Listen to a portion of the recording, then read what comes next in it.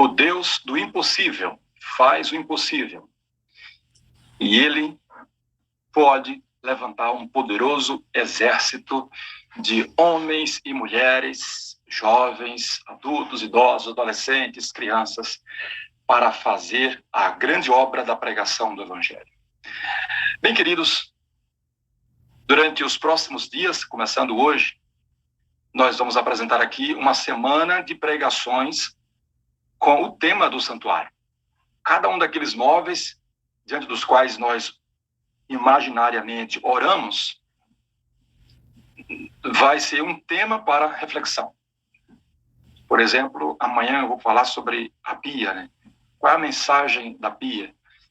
E hoje, para começar esta série sobre o santuário, nós vamos começar tendo uma visão geral do santuário. O do altar, acho que hoje é uma visão geral, né? Nós vamos estar recebendo aqui o pastor Simei Gondim, que nos dá a alegria de falar conosco hoje para a honra e glória de Deus, para a nossa instrução. Pastor, muito bom tê-lo aqui outra vez. O senhor, nas peças fundamentais, Deus sabe de como você tem contribuído com seu testemunho, com suas abordagens, com suas orações, com seus esforços, para que a sala esteja sempre nutrida de bons conteúdos, de bons elementos para a edificação da fé. Amém. Inclusive com a declaração verdadeira do pastor Wagner. Quem vai pregar hoje é o homem que esteve morto e reviveu. E hoje eu quero repetir essas palavras. Quem vai pregar hoje para vocês é o homem que era vale de ossos secos, ou que era ossos secos no vale, mas que está vivo outra vez. Quero orar por você e deixar você na mão do Senhor para a mensagem dessa manhã. Amém. Pai, o Senhor que resgatou esse homem é quem o conduz e é quem o pode usar e fazer dele instrumento poderoso para alimentar o seu povo que nessa manhã para ouvir a tua voz e a tua palavra. Nesse instante, rogamos, Senhor, imploramos, use o pastor Gondim, Simei Gondim. Põe a palavra do Senhor na sua boca. E que essa palavra seja ungida, capaz de penetrar juntas e medulas, entrar em nossas mentes e nos ensinar a palavra do Senhor. Nós te rogamos, clamando por tua misericórdia, em nome de Jesus. Amém. Pastor Simei, o Brasil é teu. E outros países também, se quiser. Amém. Louvado seja Deus, meu amigo pastor Moreira. É um prazer sempre falar contigo. Te ver, fiquei, confesso, morrendo de inveja de Verinha. A gente tem um grupo aqui da família, ela encheu o grupo de fotos que tirou lá com você, rapaz. No período que ficaram juntos lá, eu fiquei morrendo de inveja. Mas é uma inveja santa, sabe? Aquela vontade de abraçar outro santo. Então Deus entende, né? Para a gente desejar mais o céu, né? Para a gente ter mais vontade de ir para o céu logo, para rever. Glória a Deus. É isso aí, pastor. Louvado seja Deus, minha querida igreja, meus queridos irmãos. Bendito seja o nome do Senhor. Que Ele seja exaltado por cada um de nós com a nossa vida, não somente com nossas palavras. Que possamos viver nessa semana a essência do santuário, que é Deus entre nós. Que Ele nos dê a garantia da sua presença, porque esse é o sonho de Deus, é manifestar-se, é revelar-se. E hoje nós vamos falar justamente a respeito da razão de ser do santuário, né? A razão de ser do santuário, já começando fazendo um resumo, tentando fazer um resumo em apenas uma frase. A razão de existir do santuário é a realização do sonho de Deus, revelar-se aos seus seres criados, não somente aos seres humanos, a gente vai ver um pouquinho disso aqui hoje, mas a todos os seres criados, a obra da sua criação, revelar-se, aproximar-se. Então, o tema dessa mensagem é a razão e essência do santuário.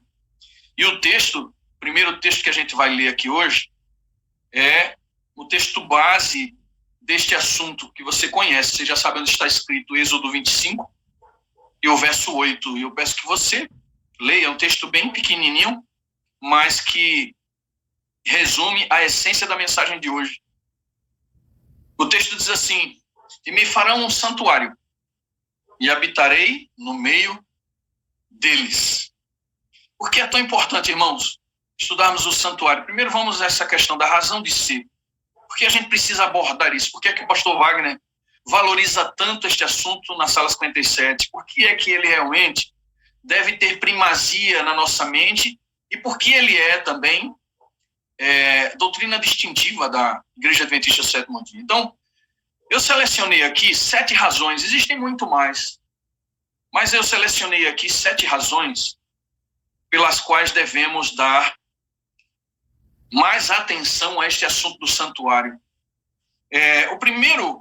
A primeira razão para darmos uma atenção especial essa semana e durante toda a nossa vida a este assunto do santuário é o seguinte: se você quiser anotar aí, anote, mas depois eu vou disponibilizar aí a mensagem, como sempre fazemos, para que os moderadores possam repartir com vocês. Então, o santuário, ele norteou o pensamento dos escritores bíblicos. Então, primeira coisa, todos aqueles escritores bíblicos tinham como um pano de fundo, como parte de sua inspiração, o contexto do santuário. Ou seja, o santuário era a coluna de sustentação, é a coluna de sustentação da Bíblia Sagrada. O Pentateuco, por exemplo, faz 45 abordagens a respeito do santuário. Entre os outros profetas também, que também fazem cerca de 45 abordagens a respeito do santuário.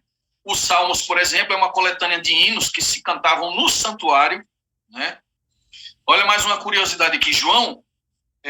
O livro de João, o Evangelho de João, ele é todo sistematizado de acordo com as festas judaicas. Mais uma vez, o santuário sendo apresentado e inspirando os escritores bíblicos.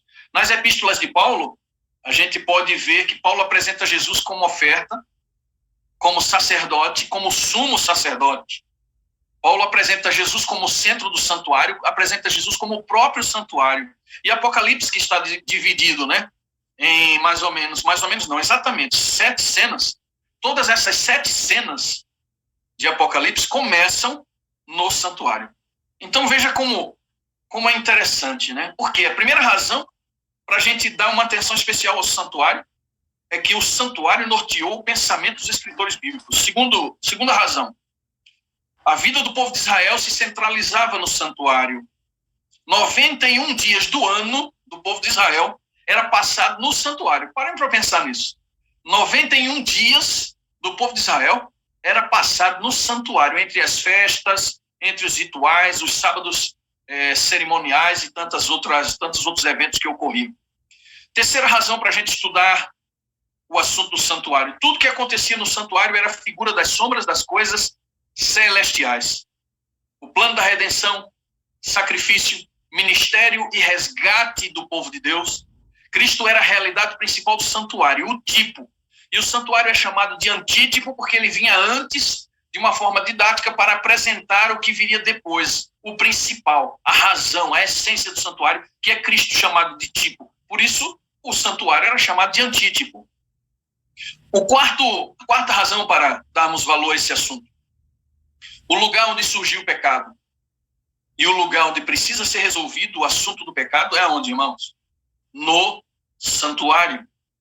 Lúcifer era querubim encobridor, quando se achou, diz a Bíblia, iniquidade em seu coração. Houve um momento que Ellen White destaca, e eu vou ler esse texto, que algumas pessoas até usam esse texto para fazer uma má interpretação dele, mas a gente vai falar de maneira aqui que eu acredito e espero em Deus que ficará mais fácil de entender esse assunto. Mas, porque se você perceber, é sempre um assunto que surge quando a gente está conversando com pessoas que estão iniciando na fé, ou até mesmo com pessoas da igreja que há muito tempo servem ao Senhor, mas sempre vem com essa pergunta: por que é que o mal surgiu no coração de Lúcifer quando o céu era todo perfeito? Então o pecado surge ali dentro do santuário, precisa ser resolvido. Essa é a quarta razão. A quinta razão, a doutrina distintiva da Igreja Adventista. A doutrina do santuário, é uma das doutrinas distintivas da Igreja Adventista do Sétimo Dia. Poucas religiões, quase que nenhuma, consegue ver o santuário com a importância que a Igreja Adventista vê e com a seriedade com que Deus passou essa mensagem para nós através da sua serva Ellen White, da sua profetisa. Então, A doutrina distintiva da Igreja Adventista do Sétimo Dia, que quase nenhuma religião copia ou considera, é a doutrina do santuário. Percebe como é importante? Por que nós temos a doutrina do santuário como uma doutrina distintiva? Sexta razão, o santuário ensina como se processa a salvação do homem. Então, no santuário a gente tem uma aula de justiça e uma aula de graça. Quando as duas coisas se encontram para que a gente consiga entender, é por isso que em tanto tempo a igreja tem lutado com este assunto, e Deus, considerando esse assunto tão importante, tornou base também do seu santuário, justiça e graça. As pessoas muitas vezes entram nesse tipo de discussão, inclusive na igreja, né? Como é que se processa isso? Somos salvos pela graça, mas temos que obedecer os mandamentos? Como é que é isso? Então, o santuário ensina para nós uma lição de justiça e de graça, obediência e salvação. E o sétimo ponto, que considero também extremamente importante, é que o santuário exalta a Cristo e confirma a sua divindade e autoridade universal. O santuário exalta a Cristo e confirma a sua divindade e autoridade universal. Essa é a sétima razão. Eu resolvi parar em 7 porque 7 é um número perfeito, né? Então, eu queria que ficasse na sua memória que há 7 razões muito importantes, não são todas as razões, mas são 7 razões importantes para que Deus nos ensine mais a respeito do santuário. Muito bem, queridos. A teologia chama esse processo da revelação divina, da manifestação de Deus, da aproximação de Deus do homem, a teologia chama isso de acomodação divina. Esse é um termo pouco conhecido pela maioria dos membros da igreja, acomodação divina, mas os pastores que aqui estão sabem mais ou menos do que eu estou falando, e a gente não vai demorar nesse assunto, mas eu vou dar um exemplo simples para que você entenda o que significa acomodação divina. Você deve ter em sua casa vários tipos de copos quadrados, redondos, em formatos e desenhos diferentes. Quando você pega água e enche esses copos, cada um toma um formato diferente. A acomodação divina é um termo teológico que se refere exatamente a isso. Cristo sendo derramado como sacrifício sobre um mundo perdido, e para que ele pudesse ser entendido, compreendido, tocado, abraçado, revelado, encontrado, ele se coloca num formato que se adequa a essa situação. Então ele toma o formato, assim como a água toma o formato do copo, Jesus toma a forma humana para se adequar, para preencher todos os cantos, está inteiramente adaptado dentro de um projeto divino de revelar-se, de aproximar-se. Que coisa linda, eu já começo a me emocionar somente pensando nisso. Estamos somente no começo. Por isso é tão importante esse assunto do santuário, queridos irmãos. Por isso é tão importante, tem tanta coisa linda por trás disso. Levando em conta que era no santuário que o cordeiro era morto, e que esse cordeiro, a Bíblia diz que foi morto, esse cordeiro que representava Cristo foi morto antes da fundação dos séculos. Eu quero fazer um exercício mental agora com vocês, que não é muito fácil, quando a gente mergulha nessa área que não nos foi muito revelada, a nossa mente meio que para e ela não vai adiante. Como, por exemplo, pensar em um Deus que nunca começou, que nunca foi criado. Pensar em um Deus incriado é uma coisa que faz a mente da gente parar. A gente só conhece aquilo que começou um dia, aquilo que foi iniciado. Tudo que está ao nosso redor foi iniciado em algum momento. Mas nós não compreendemos aquilo que sempre existiu, aquela eternidade atribuída ao próprio Cristo, que não tem nem começo nem fim. O Pai da eternidade é alguém que é eterno para trás e é eterno para frente. A gente não entende isso. Então tem uma coisa também que a gente não entende. Como era que Deus vivia antes de todas as coisas virem a ser, antes da fundação dos séculos? Como era que Deus existia na pessoa do Pai, do Filho e do Espírito Santo? Então, levando em conta que o Cordeiro foi morto antes da fundação dos séculos, pensemos um pouco sobre Deus antes de tudo vir a existir. Eu me refiro agora à divindade. Eu vou me referir muito à divindade.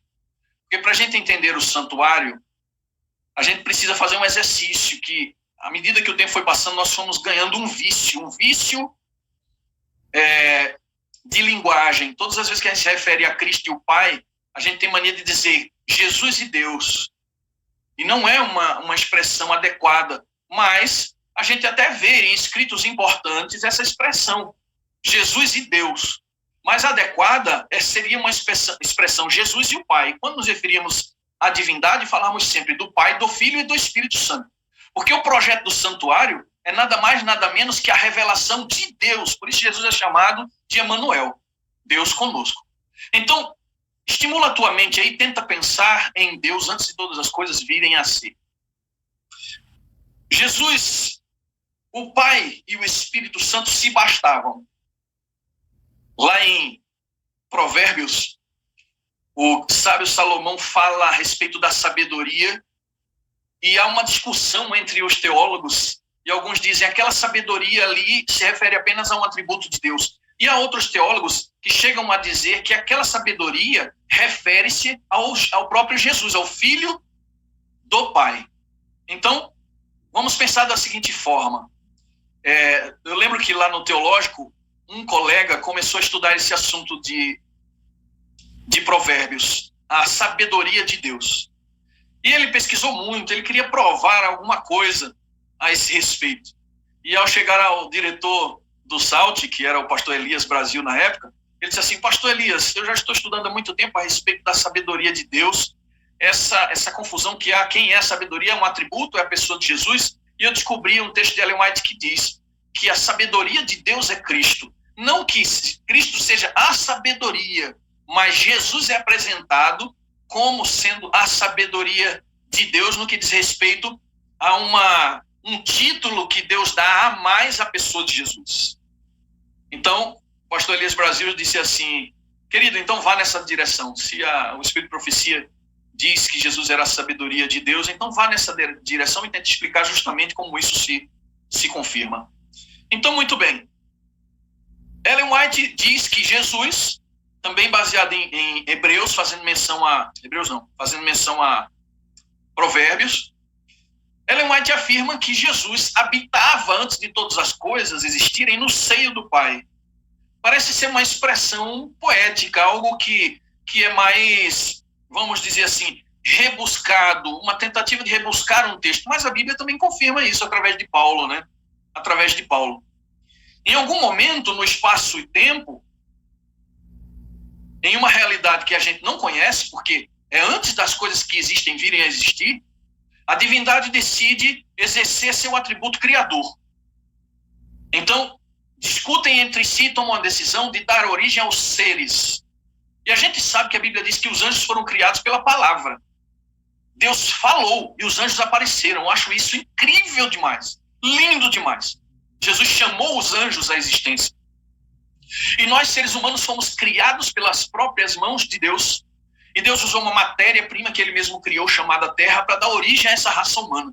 Mas antes dessas coisas virem a existir, nasceu no coração de Deus o desejo de criar. Imediatamente ao nascer no coração de Deus o desejo de criar, também por sua presciência, por sua onisciência, vem ao coração de Deus a certeza de que criar os seres poderia resultar num problema chamado pecado. E que isso poderia fazer com que o Filho de Deus tivesse que morrer. Certos de que isso teria que acontecer, Deus poderia tomar duas decisões. Eu não digo nem poderia. Eu não sei nem que termo eu vou usar aqui, mas você vai entender. Deus, ele não podia retroceder do seu pensamento. Ele não podia mais voltar atrás de criar os seres, sabendo que eles cairiam. Ele não podia voltar atrás. Por que ele não poderia voltar atrás? Porque ainda que ele soubesse, porque mesmo sabendo que isso exigiria a morte do seu filho, e ele tivesse que tomar a decisão de, não vamos criar, não façamos o homem à nossa imagem e semelhança, nem chamemos os anjos à existência, porque se assim fizermos vai dar problema, Deus não seria honesto consigo mesmo. E aí nós encontramos a razão da integridade, da honestidade máxima.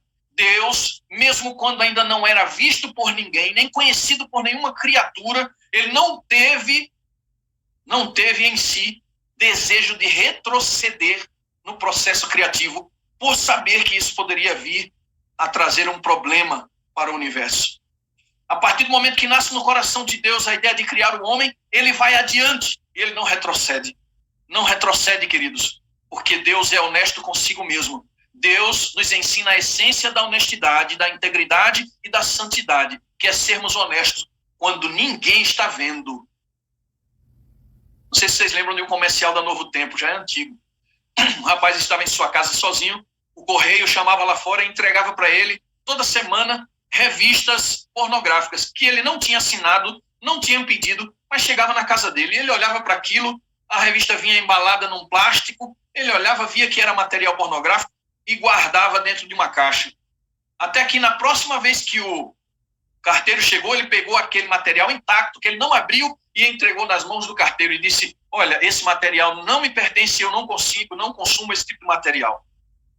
E aí o comercial da Novo Tempo falava justamente isso: santidade, honestidade e integridade é aquilo que você consegue ser por amor a Cristo, ainda que ninguém esteja vendo. Deus dá a primeira lição de integridade, honestidade e santidade ao universo, quando decide seguir com seu plano criativo, de trazer o homem, de trazer os anjos e todas as suas criaturas à vida. Pastor Viana, que já dorme no Senhor, ele escreveu a respeito desse momento. Mas Deus não poderia criar o homem sem a possibilidade do mal? Deus não poderia fazer isso? Eu tenho essa frase que eu vou ler agora para vocês, escrita na capa da minha Bíblia. Eu não quis esquecer jamais. Eu achei uma frase tão pequena, mas tão com a capacidade explicativa, porque tudo isso aqui leva uma certa dose de suposição, porque nós não temos muitas informações a esse respeito. Então a gente tem que pegar um pouco de Ellen White, um pouco da Bíblia, para poder entender um pouco esse princípio. Pastor Viana dizia assim, houvesse Deus criado o homem sem a possibilidade do mal, nós seríamos todos escravos do bem. Para pensar um pouquinho nessa frase. Houvesse Deus criado o homem sem a possibilidade do mal, seríamos todos escravos do bem. Satanás teria razão. As pessoas te servem porque tu és poderoso, tens todo o poder no céu e na terra, ninguém pode ir contra ti. Isso não acontece por amor, acontece porque nós somos robôs, fomos criados para isso, e todos têm medo de te enfrentar. Então Deus deixou que os anjos seguissem o seu rumo, Deus deixou até que o seu plano criativo seguisse o seu rumo, para que o seu nome fosse vindicado como sendo honesto, santo e perfeito. Ele foi agredido, acusado, e agora está no coração de Deus o discorrer, o continuar de um plano que vindicaria o seu nome. Ele quer e sonha com aquele momento que todos os seres criados em todos os lugares da terra, Satanás e seus anjos, dobrem seus joelhos naquele grande dia final, do juízo final. E há um pregador americano, Paul Washer, que diz: naquele dia, quem não quiser se ajoelhar terá suas rótulas quebradas, mas todos cairão ajoelhados diante do Senhor e dirão: verdadeiros, justos e eternos são os teus juízos. Então Deus tem um sonho de fazer com que todo esse mal, essa coisa ruim que surgiu no universo em relação ao seu nome, seja resolvido, o mal seja extirpado, e que possamos dizer, como o final do livro Grande Conflito, as coisas animadas e inanimadas, tudo ao nosso redor, os seres pensantes e os não pensantes, tudo declara em sua perfeita beleza, em seu perfeito louvor, que Deus é amor. O santuário é a projeção do plano de Deus para tornar claro aos homens o seu infinito amor. Louvado seja o nome do Senhor. Que Deus maravilhoso. O Espírito de Profecia diz que Jesus habitava no seio do Pai. Paulo, diz Ellen White, ao falar do Evangelho aos homens, ele dirige primeiro a atenção para a posição que Jesus Cristo ocupava nos céus, que era no seio do Pai.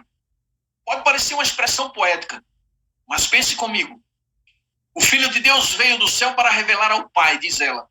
Deus nunca foi visto por ninguém. O Filho unigênito, que está no seio do Pai, este o fez conhecer. João 1, verso 18. O Filho de Deus que está no seio do Pai, este fez com que a divindade se tornasse conhecida. Porque quando nós dizemos assim, que ele revelou o Pai, na realidade ele não está revelando apenas o Pai, ele está revelando o amor da divindade, ele está revelando o próprio Deus, ele está revelando a si mesmo. E a gente encontra apoio bíblico para isso quando perguntam para Jesus: mostra-nos o Pai, e ele diz: eu estou com vocês. Como vocês me perguntam pelo Pai, quem vê a mim, vê ao Pai. Então, a revelação de Cristo no santuário não revela apenas a pessoa do Pai, mas revela o amor da divindade. É um projeto divino, glória a Deus, na direção da salvação do ser humano, trabalhando para o resgate de seres humanos caídos, perdidos. Como diz Paulo, éramos todos filhos da ira. Mas aí, o projeto do santuário era um cordeiro sendo morto, para que a ira divina pudesse cair sobre o cordeiro. Não era apenas o Pai que estava reprovando todos os pecados da raça humana em Cristo, era a divindade, era o próprio Cristo reprovando em si mesmo o meu e o seu pecado, que ele recebeu. O nojo que o Pai sente do pecado, porque ele é terrível, ele mata crianças, ele leva seres humanos a fazerem coisas terríveis. O nojo, a ira de Deus sobre o pecado também é parte do coração de Cristo. O próprio Cristo reprova em si mesmo todos os nossos pecados que foram colocados sobre si. Ele se fez maldição. Ele disse, eu tenho poder para doar a minha vida como para tornar a tomá-la. Perceba, meu querido irmão, que parece que a divindade tem um projeto de exaltar a pessoa do Filho, para que, exaltando a pessoa do Filho, o amor da divindade seja revelado ao universo. O Filho de Deus veio do céu para revelar ao Pai. Deus nunca foi visto por ninguém. O Filho unigênito que está no seio do Pai, este o fez conhecer. Ninguém conhece o Filho senão o Pai, e ninguém conhece o Pai senão o Filho, e aquele a quem o Filho o quiser revelar. Ninguém senão o Filho de Deus poderia efetuar, meus irmãos, nossa redenção, pois unicamente aquele estivera no seio do Pai. Esse já é um outro texto, tá? Depois eu vou disponibilizar onde todos eles estão escritos. Esse, por exemplo, é Em Caminho a Cristo, capítulo 14, página 14, segundo parágrafo. Ninguém senão o Filho de Deus poderia efetuar nossa redenção, pois unicamente aquele que estava no seio do Pai é que podia revelar. Mais uma vez, Ellen White, junto com a Bíblia e com a expressão de Paulo, falando que Jesus habitava no meio do Pai. Essa era uma existência misteriosa e maravilhosa, uma relação tão profunda do Pai e o Filho, que a expressão mais apropriada para que nós pudéssemos entender, antes de todas as coisas virem a ser criadas, antes da fundação dos séculos, é que Jesus habitava no seio do Pai. Nada menos que o infinito sacrifício, efetuado por Cristo em favor do homem caído, é que podia exprimir o amor do Pai pela humanidade perdida. Assim como o Pai me conhece a mim, também eu conheço o Pai. Que declaração é esta, diz Ellen White, no Desejado de Todas as Nações? Ele é o Filho unigênito do Pai, aquele que se acha no seio do Pai. Mais uma vez a expressão aparecendo aqui. Então a chave, meus irmãos, para a gente entender a mensagem de hoje. Deus viu que era necessário uma mais clara revelação, tanto da sua personalidade como de seu caráter. Só um minuto, queridos, deixa eu fechar uma janela aqui para o barulho dos cachorros não atrapalhar.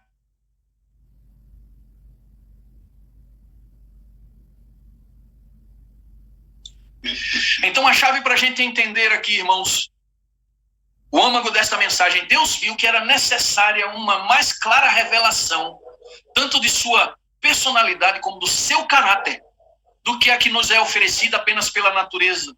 Enviou seu Filho ao mundo para, tanto quanto a vista humana podia suportar, manifestar a natureza e os atributos do Deus invisível. Deus invisível. Deus invisível. Preste atenção nessa expressão para que a gente continue o estudo. Será que a gente pode imaginar agora, irmãos, que houve um momento lá atrás que nem os anjos tinham um conhecimento pleno visual da divindade, dos processos que a divindade realizava?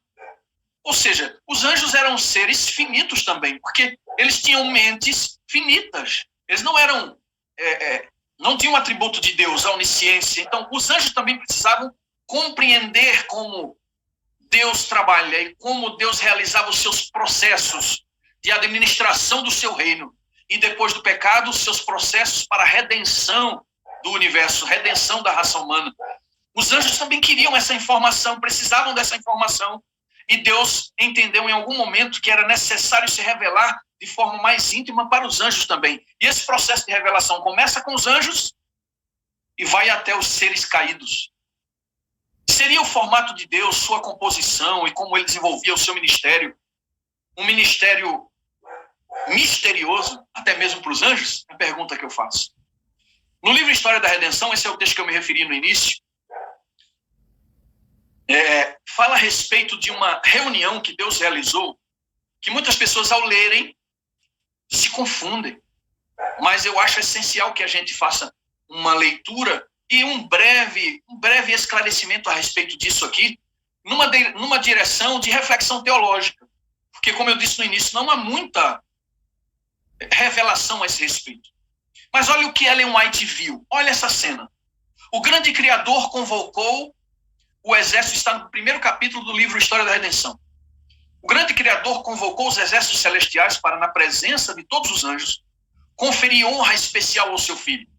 O filho estava sentado no trono com o pai. Então, olha só.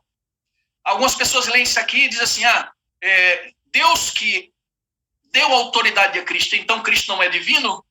A gente não pode pegar esse texto aqui e pensar nessa direção, porque quando João fala a respeito de Jesus, ele disse o quê? Nele habita toda a plenitude da divindade. E aqui agora, nessa visão de Ellen White, ela diz que Jesus estava assentado no trono com o Pai. E a multidão celestial de anjos reunida ao redor. O Pai, então, fez saber que, por sua própria decisão, Cristo, seu Filho, devia ser considerado pelos anjos também igual a ele, assim como em qualquer lugar que estivesse presente seu Filho, isto valeria pela sua própria presença. A palavra de Cristo devia ser obedecida tão prontamente quanto a palavra do Pai. Ora, aí você lê isso e diz assim, então, como é que é isso? Jesus ainda não tinha proeminência, Ellen White começa dizendo que ele estava sentado no trono, então ele já estava lá. A questão é a seguinte, começou aqui, meu querido irmão, minha querida irmã, um projeto que Deus tinha antes da fundação dos séculos, de revelar-se aos seres criados. Começou aqui, meus queridos irmãos, o trabalho de Deus de revelar o seu amor e o seu caráter à raça humana. Ele começa fazendo isso com os santos anjos. Mais uma vez, eu quero fazer uma pergunta para você. Não parece que o plano de aproximação de Deus e acomodação divina que nós falamos também incluía os anjos? Deus estava tentando aproximar-se tanto dos anjos como de todos os seres criados. Por quê? No projeto de criação de Deus, ele sabia que o pecado, como a gente falou no início, iniciaria ali, no santuário. Me parece que a divindade ainda era coberta por certo mistério nesse atual momento que Ellen White viu. Então, essa concepção de Pai, Filho e Espírito Santo que nós hoje temos, talvez também precisou ser revelada, assim como nos foi revelado como seres criados, aos anjos em algum momento. E agora, Cristo é apresentado diante dos anjos, diante de todos os seres que foram convocados, como agente da criação, como parte de um projeto divino para trazer vida a um planeta. Um projeto à parte de tantos outros que Deus tinha. Naquele momento, Jesus é apresentado e a Bíblia diz, e o Espírito de Profecia confirma, que Satanás invejou a posição de Cristo. E ele se curvou diante de Deus naquele momento e diante de Jesus, diz a continuação desse texto, se você quiser ler depois. Ele se curvou, mas Ellen White diz que o seu coração estava cheio de inveja e revolta. Nasceu ali, naquele lugar, um sentimento de inveja que iria contaminar toda a raça humana, e se Deus não tivesse tomado providência, o universo inteiro. Mas os efeitos desse problema atingiu o universo inteiro, os efeitos. Todas as pessoas estão esperando, todos os seres criados estão esperando o desfecho. O santuário aponta para esse grande plano de redenção. E se você começa a pensar assim, como é que é isso? Será que existe realmente uma hierarquia na Trindade? Será que o plano da redenção e o santuário foi estabelecido nesse princípio? Eu lembro do pastor Oséias, eu acho que é Oséias Zonatelli, se não me engano. Não, Moreira aí se lembra. Elias Zonatelli ou Oséias Moura? Oséias Moura, muito bem. Pastor Oséias Moura explicava uma coisa... Oséias Caldas Moura foi meu aluno. Isso. No IPAI. Muito bem, meu querido pastor Joaquim. Esse pastor Oséias explicava essa coisa linda da relação que há entre Deus, o Filho e o Espírito Santo. E ele dizia assim, há uma submissão voluntária nessa trindade, uma submissão voluntária. Para a gente entender um pouco esse texto de Ellen White, que isso tem a ver com o santuário. Uma submissão voluntária, perceba. O pai envia o filho diz, eu vou. Depois o filho envia o Espírito Santo diz, eu vou. E aí você diz assim, tá explicado. O pai envia o filho, ele é superior ao filho, e o filho é superior ao Espírito. Ele envia o Espírito vai. Eles são obedientes a uma questão hierárquica que há na Trindade. Esse é um assunto muito profundo, irmãos. Eu não sou especialista nessa área, mas eu quero apenas apresentar isso que Ellen White diz, que fica no plano de um estudo raso a respeito do assunto. Então, vejam só. Jesus é enviado pelo Pai e opera tudo em favor do Pai. Ele diz aqui, eu estou aqui para cumprir a vontade do meu Pai que me enviou. E depois ele diz, eu enviarei a vocês o Espírito Santo. Ele envia, o Espírito vem com uma missão, revelar a Cristo. Então, Jesus vem com a missão de revelar ao Pai e depois ele envia o Espírito para revelar a Cristo. Tudo isso aparece dentro do contexto do santuário. E ao revelar a Cristo, o Espírito Santo exalta a pessoa de Cristo, assim como fez o Pai ao apresentar aos anjos e aos seres criados Jesus como agente da criação, aquele que falaria e as coisas viriam a aparecer, aquele que deu origem a todas as coisas, como diz João, todas as coisas foram feitas por intermédio dele, sem ele, nada do que se fez veio à existência. Ele deu origem a todas as coisas, então o Pai agora exalta o Senhor Jesus Cristo e parece que o Pai está fazendo isso simplesmente porque quer destacar alguém que não tinha proeminência, não. Deus está simplesmente exaltando a Cristo como Cristo exaltava o Pai e como Cristo exalta o Espírito Santo. Percebem? Olha essa questão aqui da voluntariedade, de submissão voluntária. Jesus envia o Espírito Santo, mas o Espírito Santo é menor que Jesus. Ao ser a verdade de Jesus resistida por muitos fariseus e muitos discípulos que ali estavam, Jesus disse assim, vocês estão endurecendo o coração contra o Espírito Santo. Vocês estão blasfemando contra o Espírito Santo. Vocês poderão até blasfemar contra o Filho, mas contra o Espírito Santo ninguém pode blasfemar, isso não tem perdão. Então, percebe, Jesus Cristo, apesar de enviar o Espírito, ele agora dá ao Espírito o valor que o Espírito tem. O Espírito Santo é tão considerado, é tão igual no processo da divindade, que o próprio Jesus diz, olha, eu estou aqui no formato humano, não blasfemem contra o Espírito Santo. Se vocês fizerem isso comigo, serão perdoados. Mas se blasfemarem contra o Espírito, isso não vos será perdoado. Essa voluntariedade na divindade é uma coisa linda, irmãos. Porque até o Pai, em algum momento, se submete ao Filho por uma questão do projeto que eles mesmos estabeleceram para salvar a raça humana e demonstrar o amor de Deus à raça humana. Em que momento Deus demonstra ou se parece estar submetendo alguma autoridade ao Filho e abrindo mão dessa autoridade? Está escrito lá em Apocalipse, quando a Bíblia diz que o livro selado estava na mão daquele que estava sentado no trono. O Pai segurava o livro, mas mesmo assim João chorou, se preocupou, se angustiou e disse, quem é digno de abrir esse livro? E ele ouve aquela voz maravilhosa dizendo para ele, o Cordeiro que foi morto desde a fundação dos séculos é digno de abrir o livro e 7 selos, e o Cordeiro toma da mão do que está sentado no trono o livro e abre o Cordeiro, abre o livro. Louvado seja o nome do Senhor, meus queridos irmãos, porque essa é uma harmonia perfeita da divindade. O santuário revela para nós uma harmonia perfeita da divindade, uma voluntariedade de submissão que faz com que o projeto de salvar a raça humana e resgatar a imagem de um Deus amoroso se transforme em algo palpável e real. Palpável e real. Todo esse projeto de amor nós encontraremos num abraço, num Deus real, num Deus que aqui na terra, quando homem, não havia nenhum homem como ele, porque ele era o único homem que era Deus. E no céu, o Pai conferiu essa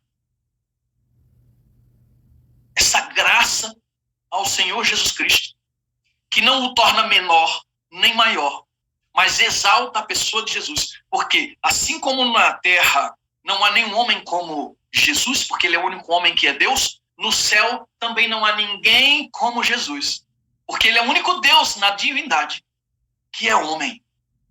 É o mistério da encarnação sendo revelado aos seres criados para que o nome do Senhor seja exaltado e admirado como um Deus amoroso, misericordioso e justo.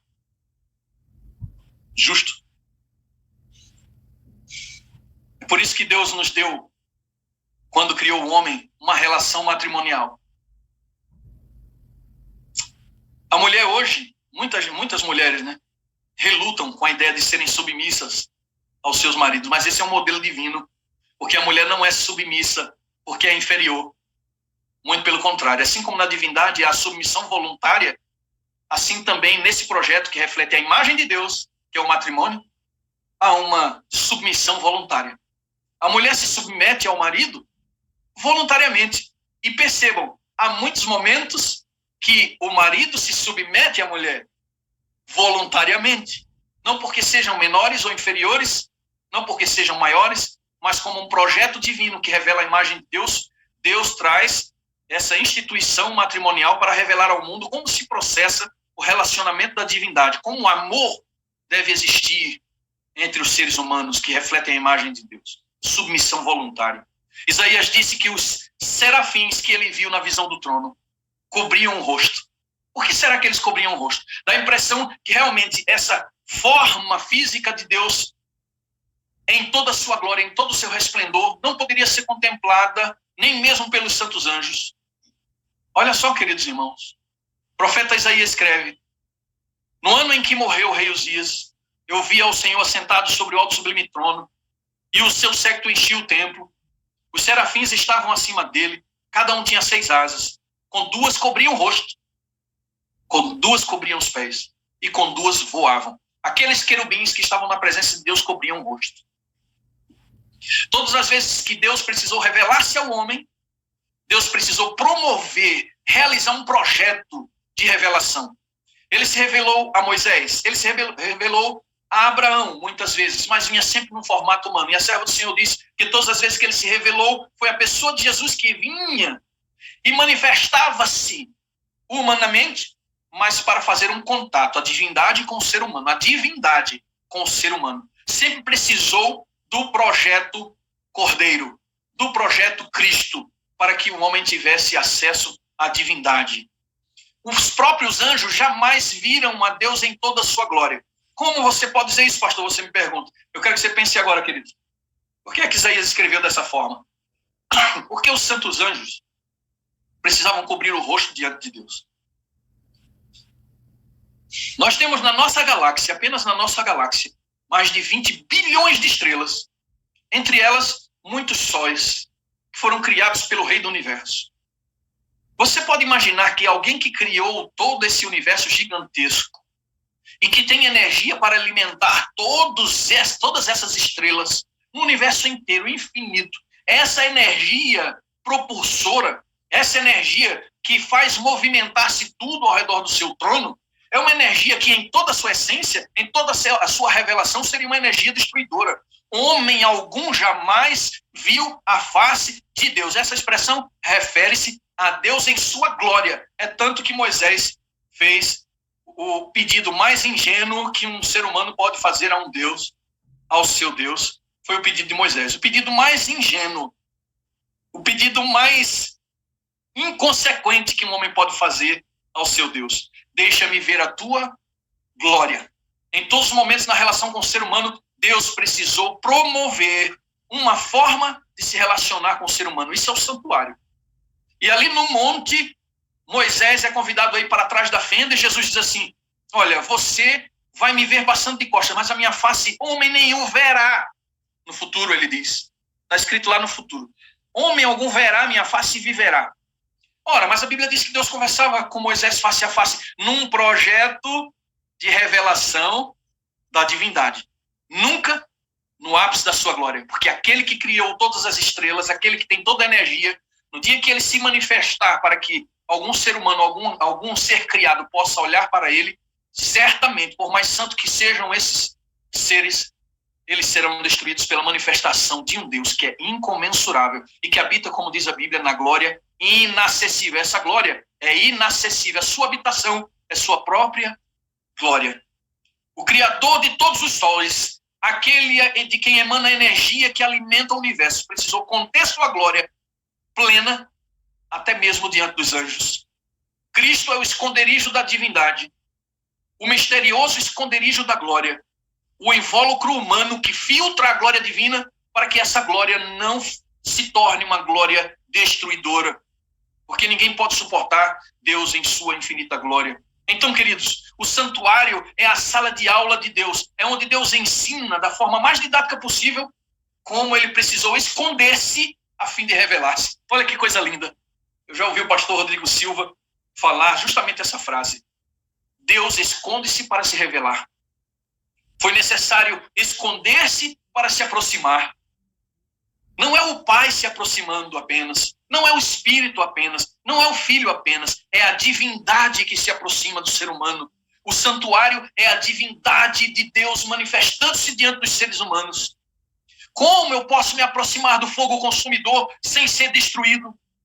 Como isso é possível? É por isso que ali no pátio existe, na entrada do pátio, aquele altar, para ensinar as pessoas que por meio da revelação divina, que é o Cordeiro de Deus, eu tenho agora acesso ao Santo dos Santos. Somente através de alguém que filtrasse essa glória divina, teríamos acesso ao Deus Criador do universo, não ao Pai, não ao Espírito, não ao Filho, mas à divindade. Acesso à divindade. É a divindade que se aproxima de nós. Por que eu faço questão de insistir nisso? Porque é o próprio Deus se manifestando. Cristo é o próprio Deus. O santuário era a representação de Cristo, a revelação de um projeto que nasceu antes de todas as coisas virem a ser. É a satisfação do maior desejo de Deus, o seu sonho, revelar-se às suas criaturas e habitar no meio delas. Olhemos para o santuário, queridos irmãos. Olhemos pela fé para o santuário que está agora no céu, que sempre foi o modelo para esse santuário que nós conhecemos aqui na terra. Olhemos para o céu agora e com fé nos apoderemos de todo esse projeto da divindade para nos aproximar de Deus, coisa que era impossível a qualquer ser criado. Ninguém poderia olhar para o Senhor em glória, e Deus resolve então no mistério da encarnação permitir que seres ínfimos, pequenos, sejam capazes de abraçar o seu Deus, beijar os seus pés, beijar as suas mãos. O santuário revela essa coisa maravilhosa de um Deus tão incomensurável, reduzindo-se a uma forma humana para filtrar a sua glória e permitir que eu beije a sua face. Oh, louvado seja o nome de Deus. Beijaremos a face do nosso Salvador, o Deus eterno, aquele que falou e trouxe os anjos à existência, aquele que falou e trouxe todas as coisas à existência, o Criador do universo, aquele que alimenta todas as estrelas em toda a vastidão infinita do universo. Oh, meus irmãos, por meio do santuário, Cristo se torna o meu acesso ao inacessível. Para quem estava perdido no pecado, isso tem um significado gigantesco. É por isso que eu me emociono. Me perdoem por isso. Mas o meu acesso, ele se tornou meu acesso ao inacessível. Ele é a porta para o infinito. Ele é a possibilidade para o impossível. Ele é o encontro e a salvação para os perdidos. Ele é o nosso acesso à realidade. Cristo é um Cristo real. Deus é um Deus real. O Pai envia Cristo se revelando por meio dele. Cristo envia o Espírito se revelando por meio dele. E o Espírito capacita e impele o seu povo para que, enviado por Cristo, ele, Jesus, seja mais uma vez revelado ao mundo. E a terra será finalmente, como diz Apocalipse, iluminada com a glória de Deus. Olha o projeto se desencadeando. O Pai revela o Filho revela o Pai, o Espírito revela o Filho, e o Espírito impele e capacita o povo de Deus para revelar novamente Cristo ao mundo. E a profetisa do Senhor diz que quando estivermos refletindo o caráter de Cristo, Deus virá reclamar o seu povo como sendo seu. O projeto de Deus é iluminar o mundo com a sua glória, queridos. É mais uma vez revelar-se através de nós. Mas esse é um assunto que será aprofundado durante a semana. Nós, como templos divinos, somos com Cristo santuários de Deus.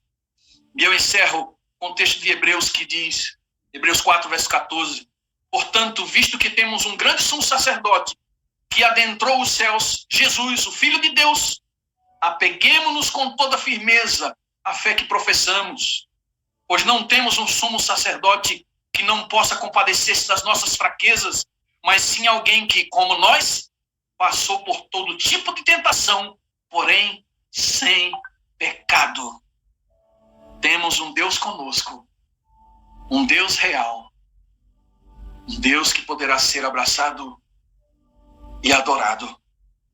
Não seremos mais destruídos, porque os braços da divindade que nos abraçarão serão os braços do Cordeiro de Deus que tirou o pecado do mundo e nos deu acesso à sua glória. Que Deus te abençoe, meu querido irmão, minha querida irmã. Que Deus faça resplandecer o seu rosto sobre você, tenha misericórdia de você. Que o Senhor sobre você levante o seu rosto e te dê a paz. Olhe para o santuário com fé e abrace esta promessa, esse mistério. Deus revelando-se, aproximando-se, encontrando, se acomodando à realidade humana diante dos homens, diante dos anjos e diante de todos os seres criados. Que Deus te abençoe. Meu desejo e minha oração. Amém. Amém. 1000 anjos dizendo amém. E aqui na terra, 8.000 pessoas dizendo amém. 8 não, porque estou vendo câmeras aí com 2. Eu tinha informação, pastor Gondim, não sei se você confirma, que quando é dito lá em João capítulo 1, versículo 14, o verbo se fez carne e habitou entre nós, esse habitou tem o mesmo sentido de montar o santuário na terra, né? Glória a Deus, é isso mesmo. Então, essa tua visão aí foi magnífica, foi realmente divina, ampla, que a mente não absorve com facilidade isso. Você devia disponibilizar esse material escrito depois para nós, para a gente ler novamente. Porque o santuário, conforme você disse, é a revelação da Trindade, Deus ali revelando a sua graça, sua justiça e graça juntos, como está no Salmo 85, verso 10, a justiça e a paz se beijaram. E a gente consegue ver isso na cruz, no Calvário, no santuário. E agora, mas a maior mensagem, eu acho que é essa aí. Deus quer habitar conosco. Está profetizado em Apocalipse 21, versículo 3, o ponto culminante do fim dessa controvérsia entre o bem e o mal, entre Cristo e Satanás, vai ser uma voz bem forte declarar: eis o tabernáculo de Deus com os homens. Deus habitará com eles. Eles serão povos de Deus e Deus será o seu Deus. Só que antes que isso aconteça, Deus, ainda que de forma velada, escondida, conforme você observou, ele se esconde para se revelar a nós, e ali estava no santuário, Deus habitando no meio da gente, porque Deus não vive sem a gente. Deus diz assim o tempo inteiro: eu preciso de você para ser feliz. Verdade, pastor. Vou colocar minha barraca aqui logo com vocês, porque eu não vou esperar 6.000 anos de espera até que vocês venham. Eu vou ter que dar um jeito de ficar no meio de vocês aí, seus pecadores. Isso. E ele hoje... Por isso precisou desse processo, né, pastor? Por isso Deus precisou desenvolver um processo de aproximação. Um processo. A gente vê ali na história de Uzar, que tocou na arca e foi morto imediatamente. A gente também pode fazer um paralelo com aquele momento. Se não houver filtro, se não se organizar um processo para que nos aproximemos de Deus, o resultado é a morte, porque sua glória é infinita. E sua glória acaba sendo para o pecador destruidora. Então, Deus estabelece esse grande plano para tornar possível a sua aproximação. E nesses mistérios é revelada a grandeza, a supremacia, a soberania de Deus, e é anunciado para nós mortais tremermos com reverência diante dele, embora ele esteja tão perto de nós, queira até habitar em nosso coração. Ele é aquele que, conforme vimos na lição apresentada hoje pelo pastor Abdoral, habita no céu dos céus. Ele é Deus, e nós devemos tremer diante da sua presença e andar com muita reverência, como ele revela pelo profeta. Ele revelou o que quer de você, o que é bom e o que pede de você, que você ame a misericórdia, pratique a justiça, ame a misericórdia e ande humildemente com o Senhor, seu Deus. Amigo, que bom começo. Amanhã a gente vai dar a pausa para a busca pessoal, para você estudar, para você ler o livro. E na quarta-feira a gente traz o segundo episódio desta série sobre o santuário e vai falar sobre o altar, né? Quais os ensinos teológicos e missiológicos também do altar do santuário. Quantas lições para nós. Pastor, Deus colocou palavras de sabedoria em seu coração e pela sua boca trouxe para nós. Guardei, fiz algumas anotações e, como eu disse, eu quero aprofundar mais ainda no assunto aí. Poderia orar conosco, pastor, pedindo que o Senhor primeiro que nós tenhamos um coração agradecido pelo que o Senhor fez, escolheu morar conosco. Deus declarou para nós: eu preciso de você para ser feliz. E clamar de Deus mais revelação e mais instrução para que andemos com sabedoria diante dele, com reverência e com santo temor. Amém. Vamos lá. Pastor Semei, muito obrigado. Deus seja louvado por sua vida, pela obra dele em seu favor, pela redenção. E eu tenho 4 coisas que preciso lhe dizer. Eu amo você, cara. Amém. Preciso de você para ser feliz. Você é a parte visível de Deus. E eu acredito mais em Deus porque você existe. Amém, meu pastor. Também amo você. Preciso de você para ser feliz. Você é a parte visível de Deus e eu creio mais em Deus porque você, pessoas como você, existem. Deus te abençoe, meu querido.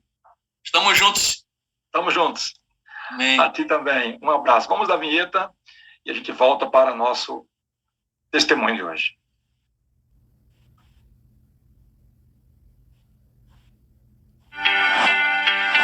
Vida no Espírito. Amor incondicional. Comunidade saudável. Missão atrativa. Sala 57. Estamos em movimento. Estamos ou não estamos? Sim, estamos em movimento. Nós estamos atuando todos os dias, desaguando, e nós estamos todos os dias buscando a presença do Senhor, coisas novas, o Senhor tem revelado para nós, e a palavra do Senhor diz que todo versado no reino de Deus, disse Cristo, é como um pai de família que tira do seu tesouro coisas velhas e coisas novas. Sempre é dinâmica.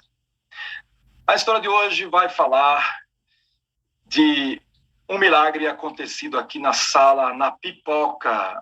Alguns não podem participar da pipoca, não é? É verdade, a gente tem que trabalhar. Como eu observei um dia desse, o pedreiro sai 6h30, porque 7 nessa hora a massa já está pronta, ele já está rebocando parede e colocando tijolos. Aí alguém observou, mandou para mim: pastor, o professor também. Sim, exatamente, minha esposa já saiu, 6h50 minha esposa saiu. As aulas começam às 7, 7h10, 7h15, por isso que tem muita gente no carro, tem muita gente no ônibus com fone de ouvido, são poucos nessas horas, nessa hora em diante os números vão diminuindo aqui dos que estão frequentes, mas já levaram a palavra de Deus.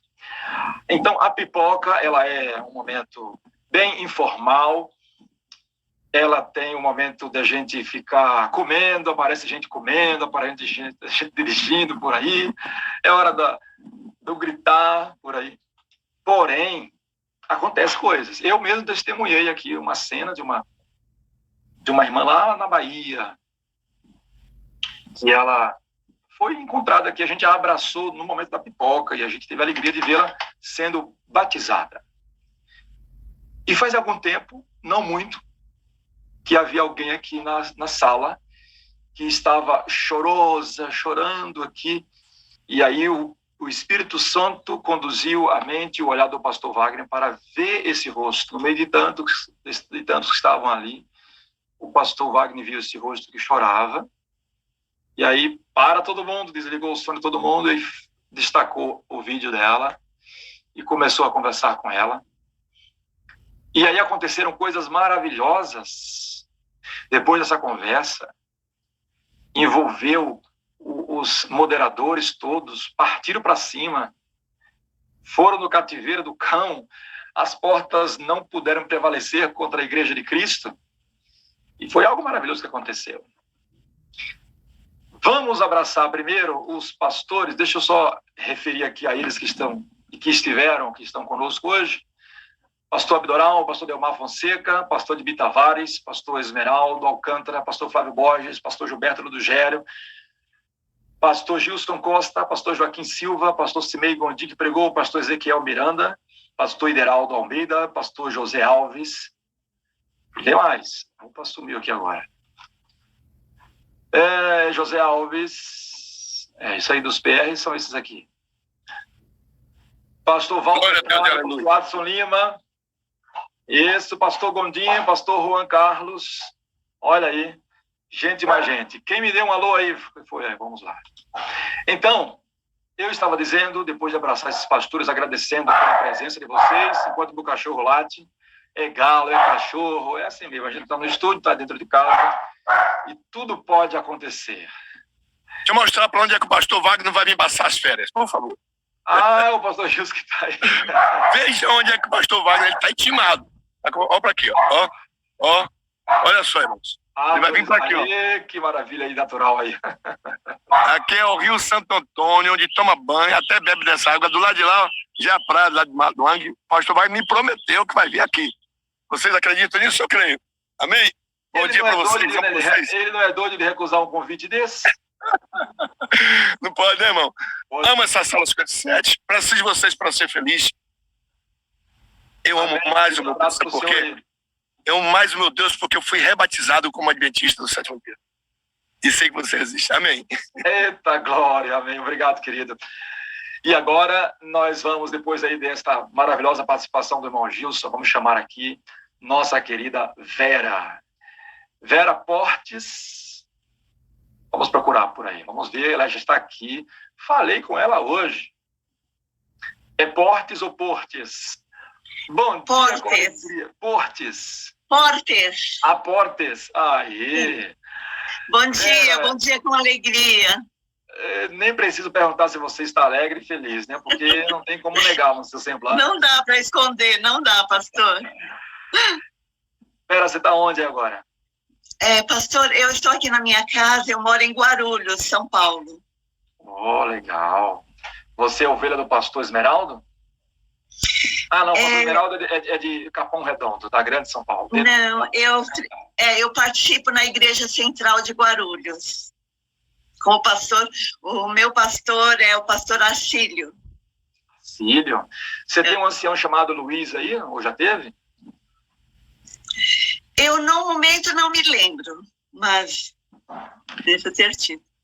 Porque eu já preguei na igreja de Guarulhos, eu já fiz referência aí, na Central de Guarulhos em 2005 aí. Conheci algumas pessoas, e lembro de um dos nomes, era o Luiz, que foi me pegar na rodoviária.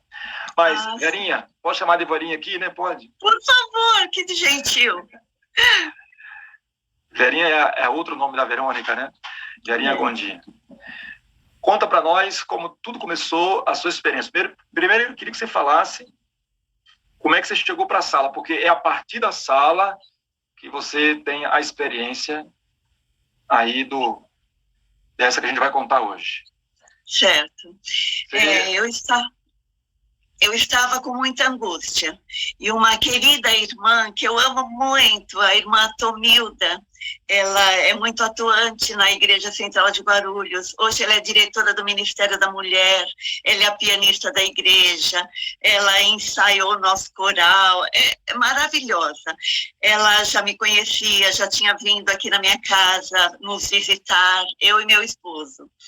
Então, eu acho que foi por volta do mês de maio que a irmã Tomilda falou para mim lá na igreja: irmã Vera, eu não estava indo à igreja porque as igrejas fechadas, né? Mas numa dessas vezes, ela falou para mim, ela falou para mim, você aceita o convite para entrar numa sala de oração? É uma sala maravilhosa. A minha filha que mora nos Estados Unidos, a Meire, que passou para a gente o endereço, o link, e eu tenho passado para muitas pessoas. Eu acho que vai te abençoar muito, você vai gostar. Você aceita? Mal sabia a irmã Tomilda que era o que eu precisava naquele momento, pastor, que a gente não podia ir à igreja, eu sentia tanta necessidade de ter um abraço, de ter convivência com os irmãos, né? Aí eu falei, tá bom. Aí ela falou, olha, você precisa ter o Zoom para participar e também pelo YouTube. Aí eu, mas como Zoom? Não sabia, né? E ela foi tão gentil, me ensinou a instalar o Zoom. Aí eu comecei a entrar todo dia de manhã e assim, olha, eu quando lembro é muito emocionante, pastor. Irmã Vera, dá um ponto aí, coloca um ponto aí, para um pouco. Para um pouco, porque esses 30 segundos aqui da sua fala aí, da maneira como a irmã Delmira, esqueci o nome dela, Delmita? Irmã Atomilda. Perdão, Atomilda, eu vou anotar esse nome. Esses 30 segundos está uma aula de evangelismo pessoal. Olha o tom de voz que a irmã conseguiu reproduzir, a maneira como falou, as palavras que falou, o que ofereceu. Gente, que coisa maravilhosa. Eu vou fazer um recorte desta fala sua. Eu estou imaginando essa senhora, pela maneira como falou, é uma senhora. Sim. O tom de voz, manso, convidativo. Não tinha como a senhora, não tinha como você dizer não. E olha, deu exatamente aquilo que você estava querendo. Sim, pastor. Valdomita, eu vou anotar esse nome aqui. Atomilda. Gente, Atomilda. Não tem quem não seja apaixonado por essa mulher na igreja. Nossa, não sei. Deve estar na sala aí. Vamos achar a Atomilda depois aí. Ai. Tá. Aí você veio e foi exatamente a água para a sede. Pastor, e ela ainda pergunta para mim se eu aceito. Sabe, essa palavra sempre... Eu fico pensando, meu Deus, se eu aceito. Era tudo que eu precisava naquele momento. Pastor, agora posso falar por quê? Sim. Então, aqui em casa éramos só nós dois. Eu e meu esposo. Nós morávamos em São Paulo e viemos aqui para Guarulhos, é quase na divisa com Arujá. É uma região de sítios, é um local assim meio afastado. Então, nós dois, estava muito bom assim para nós, né? Mas quando foi no final do ano passado, o meu esposo foi acometido pela Covid. E ele não quis, não aceitou se internar e queria fazer os tratamentos em casa. E eu insisti muito, mas ele não quis, acabei fazendo o que ele queria. Então ele veio para casa, tomou todas as medicações, o mês de outubro, o mês de novembro inteirinho, dezembro, ele ficou assim fraquinho, mas eu ajudava a fazer os alimentos, ajudava em tudo, né? E ele quis continuar aqui, não queria tratamento em hospital de jeito nenhum. Aí passou, quando foi em janeiro, ele falou, já estou curado, mas ele teve muitos problemas agora com a pandemia, que ficou praticamente 2 anos sem trabalhar, ele era autônomo, né? Aí quando foi no mês de janeiro, na primeira semana, ele recebeu um pedido para fazer um orçamento em Alphaville. Ele fazia eletricidade industrial, né? Aí naquele dia estava garoando, assim, depois choveu e ele foi. Nesse dia ele tomou muita chuva. Aí quando voltou para casa já era tarde da noite, né? Já com muita febre. E depois ficou muito fraco, uma gripe muito forte. E ele só aceitou ir para um hospital na segunda semana de janeiro. E aí nós fomos para um hospital que ele teve atendimento e foi numa segunda-feira. Então fui com ele à tarde, fiquei com ele até à noite. Lá fizeram alguns exames, fizeram imagens do pulmão e viram que o pulmão dele estava todo tomado, né? Muito cheio de água, né? E aí precisaria ficar lá em observação, para no dia seguinte ver se dariam alta, né? Aí eu fiquei com ele até umas 8 da noite, eu queria ficar a noite toda, mas era um pronto-socorro e vieram falar comigo que eu teria que ir embora, porque lá não tinha lugar para mim. Quando nós chegamos, ele já foi direto para a UTI, porque ele... sabe, ele não queria incomodar ninguém. Então, quando chegamos, imagina a situação, ter mais de 100 pessoas aguardando atendimento, e o Vidal ficava falando, eu não quero, ele 71 anos, e ele, eu não quero passar na frente de ninguém, eu espero minha vez, eu espero minha vez. E eu sabia o jeito que ele estava, ele nem conseguia respirar. Aí eu já comecei, gente, por favor, veja a saturação dele, veja a saturação dele. E já chamaram, já atenderam logo e foi direto para a UTI. Então, ele ficou lá à noite, eu vim embora. Mas aquela noite eu não dormi, porque meu esposo lá naquela situação, então eu fiquei orando a noite toda, esperando o dia amanhecer para voltar lá. E foi isso que eu fiz. Aí, quando cheguei lá, me foi informado que eu teria que esperar o horário da visita, né? Às 10h30. Esperei. Só que na hora que era para visitá-lo, não consegui entrar. Uma assistente social foi comigo. Quando estávamos entrando, eu já tinha visto ele de costas, né? E aí eu já comecei a falar, oi, meu bem, bom dia, com aquela alegria. E nisso colocaram a gente para fora, porque tinha uma outra senhora que estava recebendo um atendimento, estavam com aqueles equipamentos, acho que tentando ressuscitá-la. Aí colocaram a gente para fora, mandaram esperar lá fora, que ainda não era o momento, né? Fui. Aí quando foi por volta do meio-dia, umas 15 para meio-dia, eu estava do lado de fora com aquela multidão que aguardava o atendimento, o primeiro atendimento, né, no pronto-socorro. E aí colocaram todo mundo para fora, falaram, olha, hoje não vai ter mais atendimento aqui, porque a única médica que iria atender vocês vai atender um caso urgente. E eu também fiquei lá fora, teve que vir polícia, porque as pessoas gritavam, se desesperavam, falavam, eu estou aqui a noite toda aguardando atendimento. E aí ficamos lá. Aí nesse meio tempo, eu comecei, era por volta de uns 15 para meio-dia. Aí eu estava falando com uma senhora que é vizinha minha, que também estava com o esposo. Aí eu falei para ela, ai, o meu esposo está morrendo. Aí ela falou, não, a senhora está muito nervosa, que é isso? Eu falei, não, eu não estou nervosa. Não, eu sei. Aí eu falei, dá licença. Aí fui para um canto reservado orar. Aí naquele meio tempo, assim, eu senti uma angústia terrível, como eu não sei se tinha sentido isso na minha vida, sabe? Aí eu comecei a orar por ele e eu falei, Senhor, eu não sei se ele está em condição de pedir perdão pelos pecados cometidos, por coisa que ele não lembra. Por favor, Senhor, prepara-o.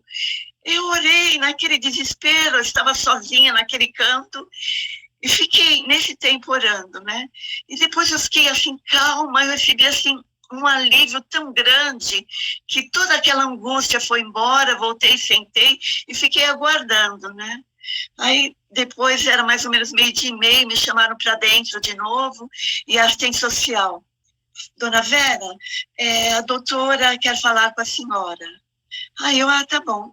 Fica sentadinha aqui que ela já vem. Aí eu via que a médica chegava até onde eu estava e voltava para trás. Chegava, me olhava, voltava para trás. Mas várias vezes, né? Aí teve um momento que eu fiquei em pé e falei, doutora, eu sou a Vera, esposa do Vidal. A senhora quer falar comigo? Por favor, pode falar comigo. Não usa de milindres comigo. Pode falar. Eu estou preparada para que a senhora vá falar. Aí ela, tá bom.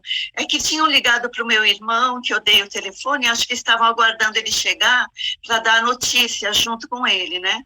Mas aí ela me chamou numa sala e reservada, fechou tudo, e eu vi que ficaram 2 seguranças do lado de fora, e lá dentro eu, ela e uma assistente social. E aí eu falei, por favor, pode falar. Ela olhava para mim, mas não tinha coragem de falar, sabe? E aí ela começou a perguntar como que era a nossa vida. E eu, nós conhecemos numa rede social há 23 anos atrás, nos apaixonamos, nos casamos. E aí eu até me esqueci da notícia que ela poderia me dar. Aí eu pensei, ela está querendo saber como que é a nossa vida, porque ela vai nos orientar com os tratamentos que ele quer ir para casa, né?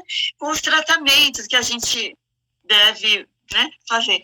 E aí, interessante que quando ela viu que eu estava assim, bem calma, assim, aí ela falou, sabe o que é, dona Vera? É que a saturação dele foi para 20. Eu falei, ai, Senhor, o meu esposo faleceu. Aí ela fez que sim, aí eu falei, eu quero vê-lo, por favor, a senhora me deixa vê-lo? Aí ela falou, não pode, a senhora não vai aguentar, não pode. Aí eu falei, por favor, eu sei que eu vou precisar cuidar dos trâmites. Aí eu falei, olha, nós somos cristãos, para nós a morte não é o fim. Eu sei que ele está lá dentro daquela UTI e eu não vou fazer escândalo nenhum, mas eu queria que a senhora me deixasse vê-lo. Porque mesmo com tudo isso, eu ainda pensei, acontecem tantos erros, né? Tantas pessoas aqui sofrendo do mesmo modo. Aí eu pensei, será que não é aquela senhora que faleceu, que eu vi que eles estavam tentando ressuscitá-la e eles estão confundindo com meu esposo, né?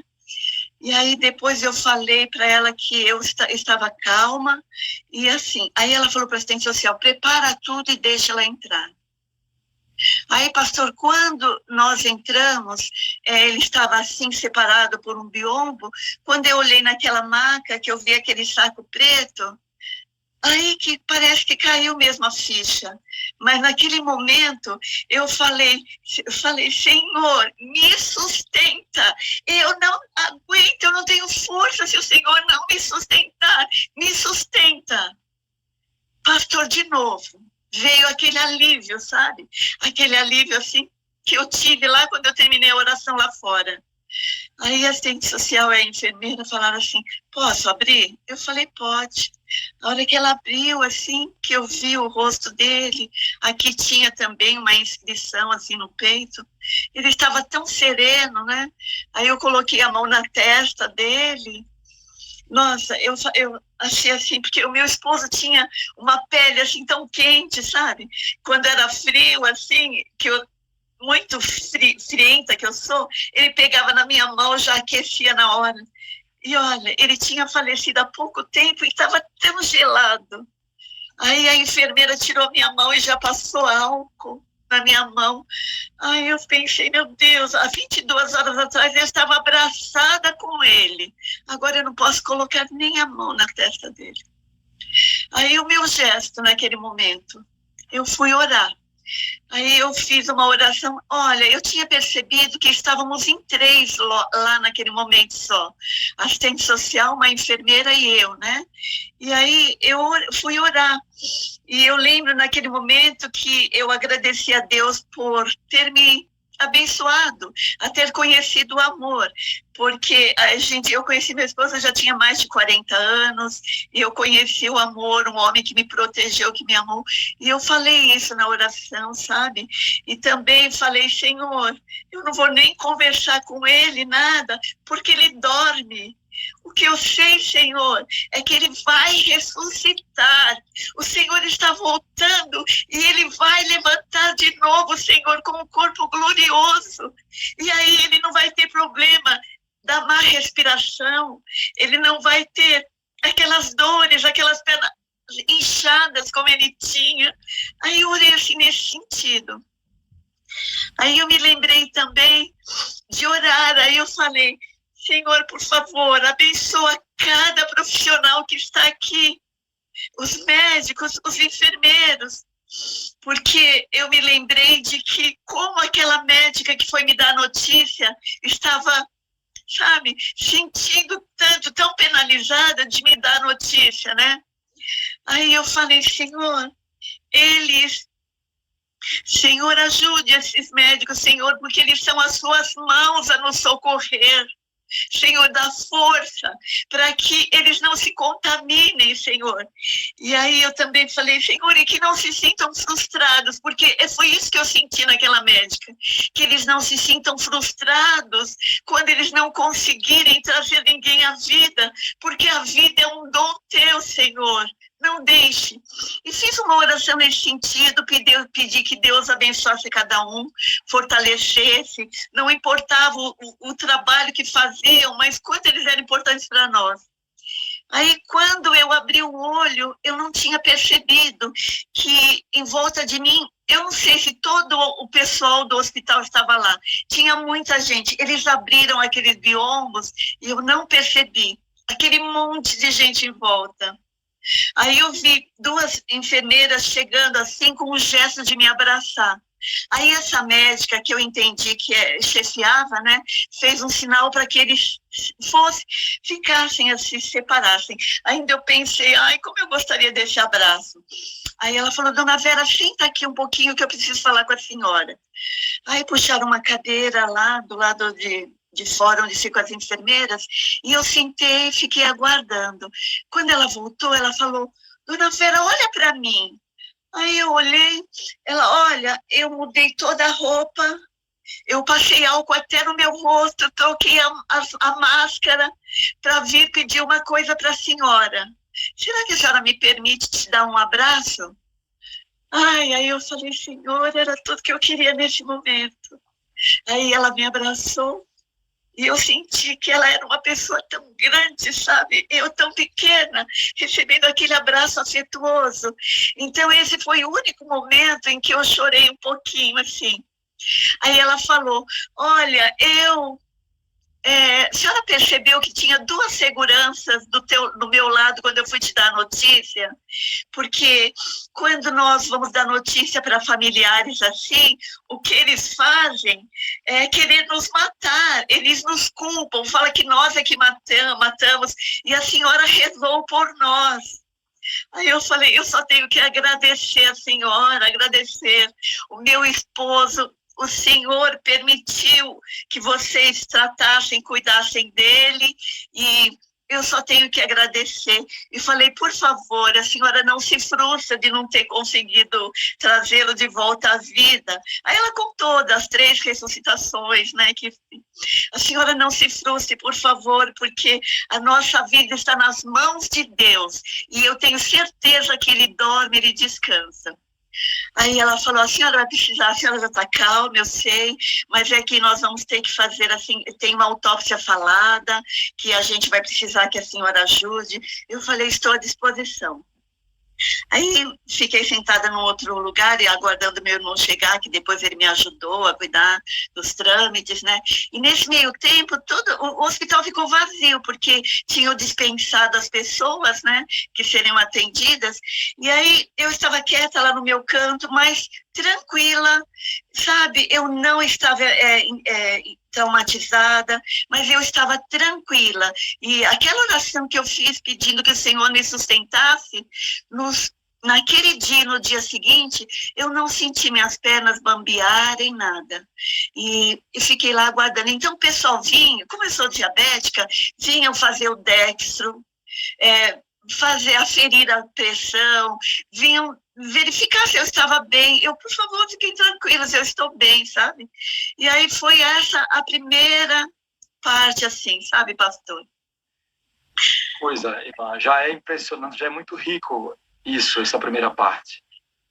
Mas, com toda essa consolação que o Espírito Santo lhe proporcionou, depois o tempo passou, veio o sepultamento, veio o processo natural do luto, e aí então a senhora se deparou há pouco tempo saudosa, com saudade, com tristeza e com depressão, mas estava aqui na sala, estava na presença de Deus.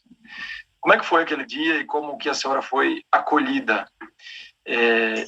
Como é que foi ter sido notada e como foi que lhe fizeram para lhe devolver o sorriso, essa outra obra de Deus para lhe trazer essa restauração, essa paz?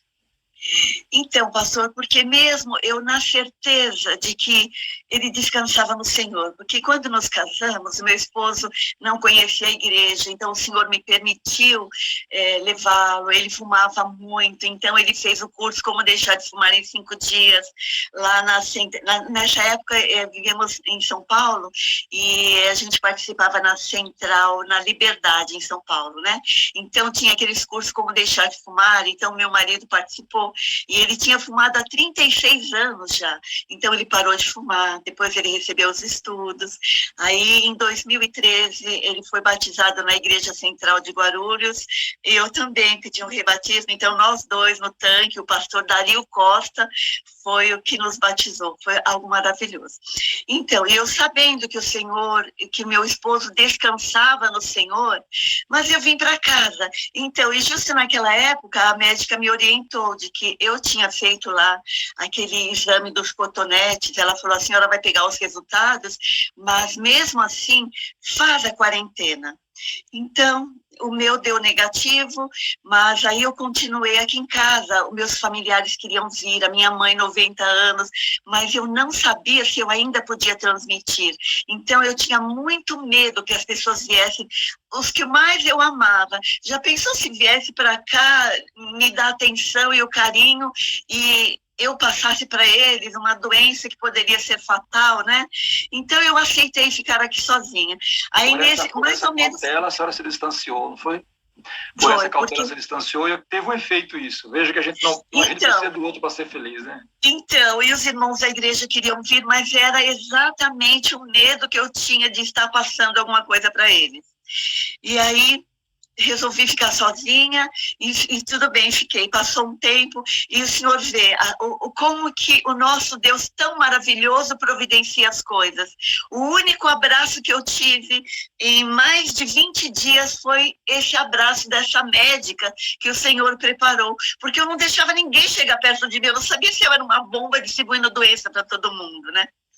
E aí eu vim para casa, nesses 2 primeiros dias foi assim, aquele consolo total, mas aí depois, olhando, sabe, os lugares que meu marido ficava, olhando, eu olhava aqui no chão da cozinha, aquela melancia, ele que escolheu porque ele gostava, era o que ele queria, aquelas coisas.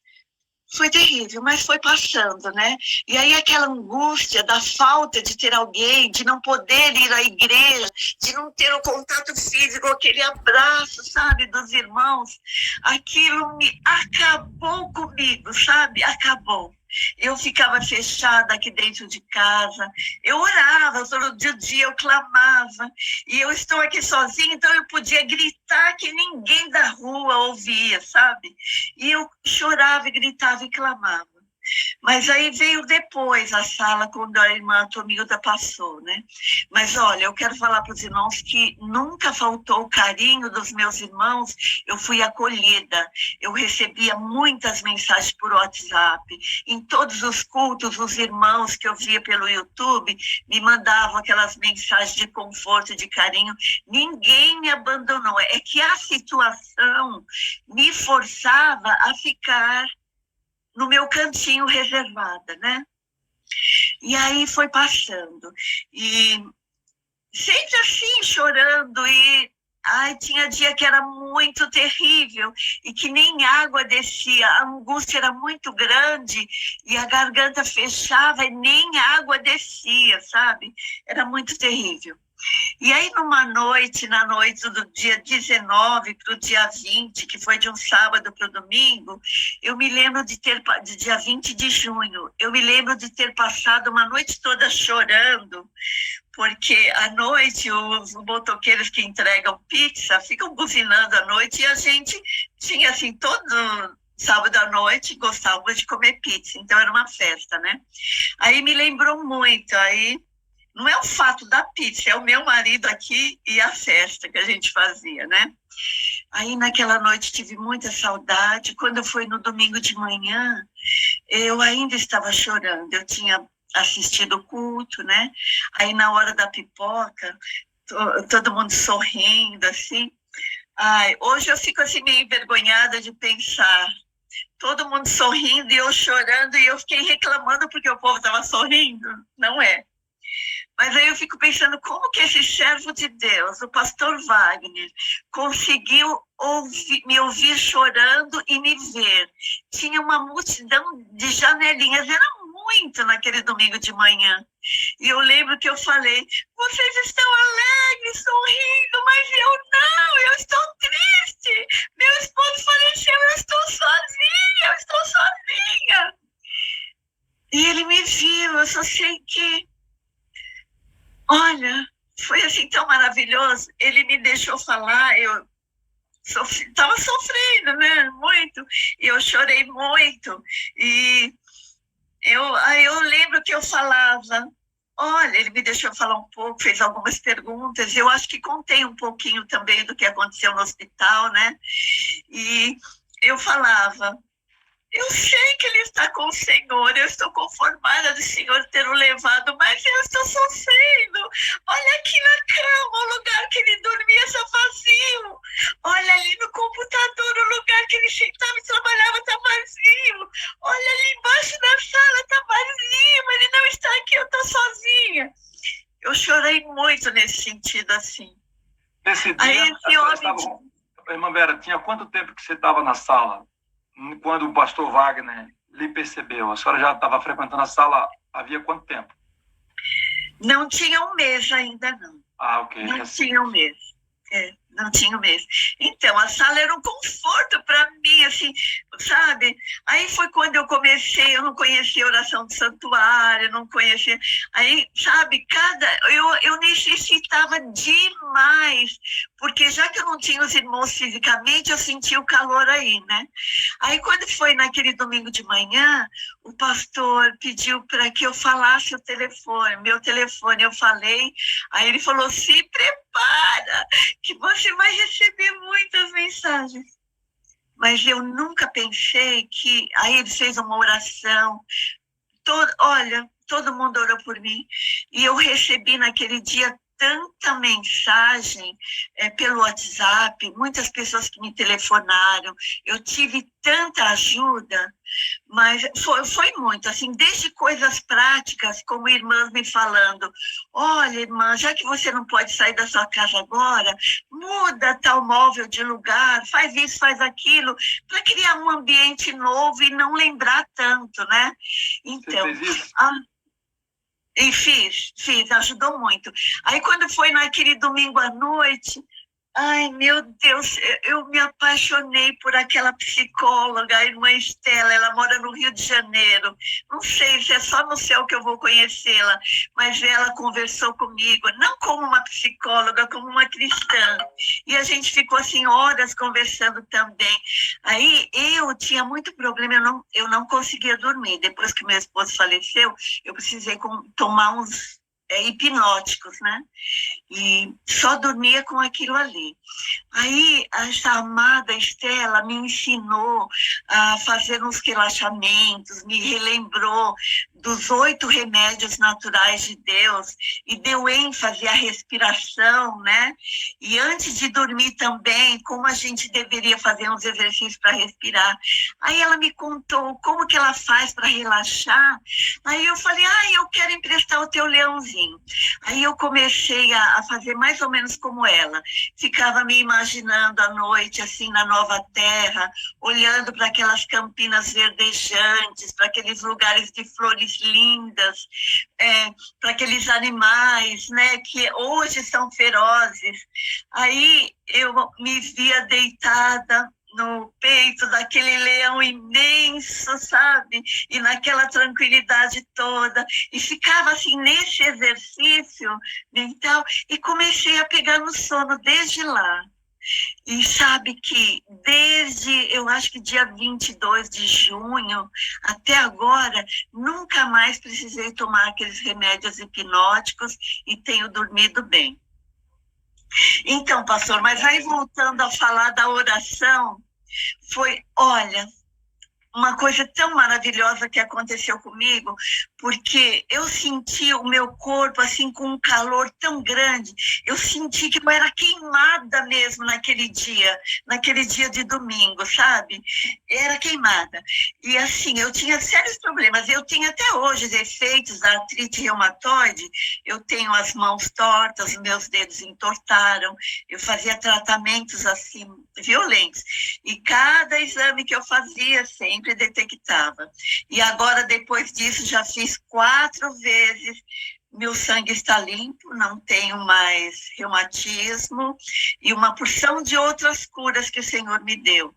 Eu tenho bronquite, né, algumas outras coisas, mas nunca mais atacou. E assim,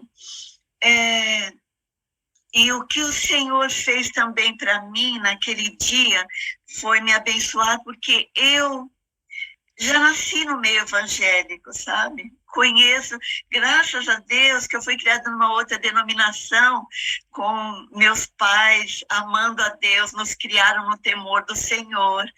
Mas eu nunca tinha feito trabalho missionário.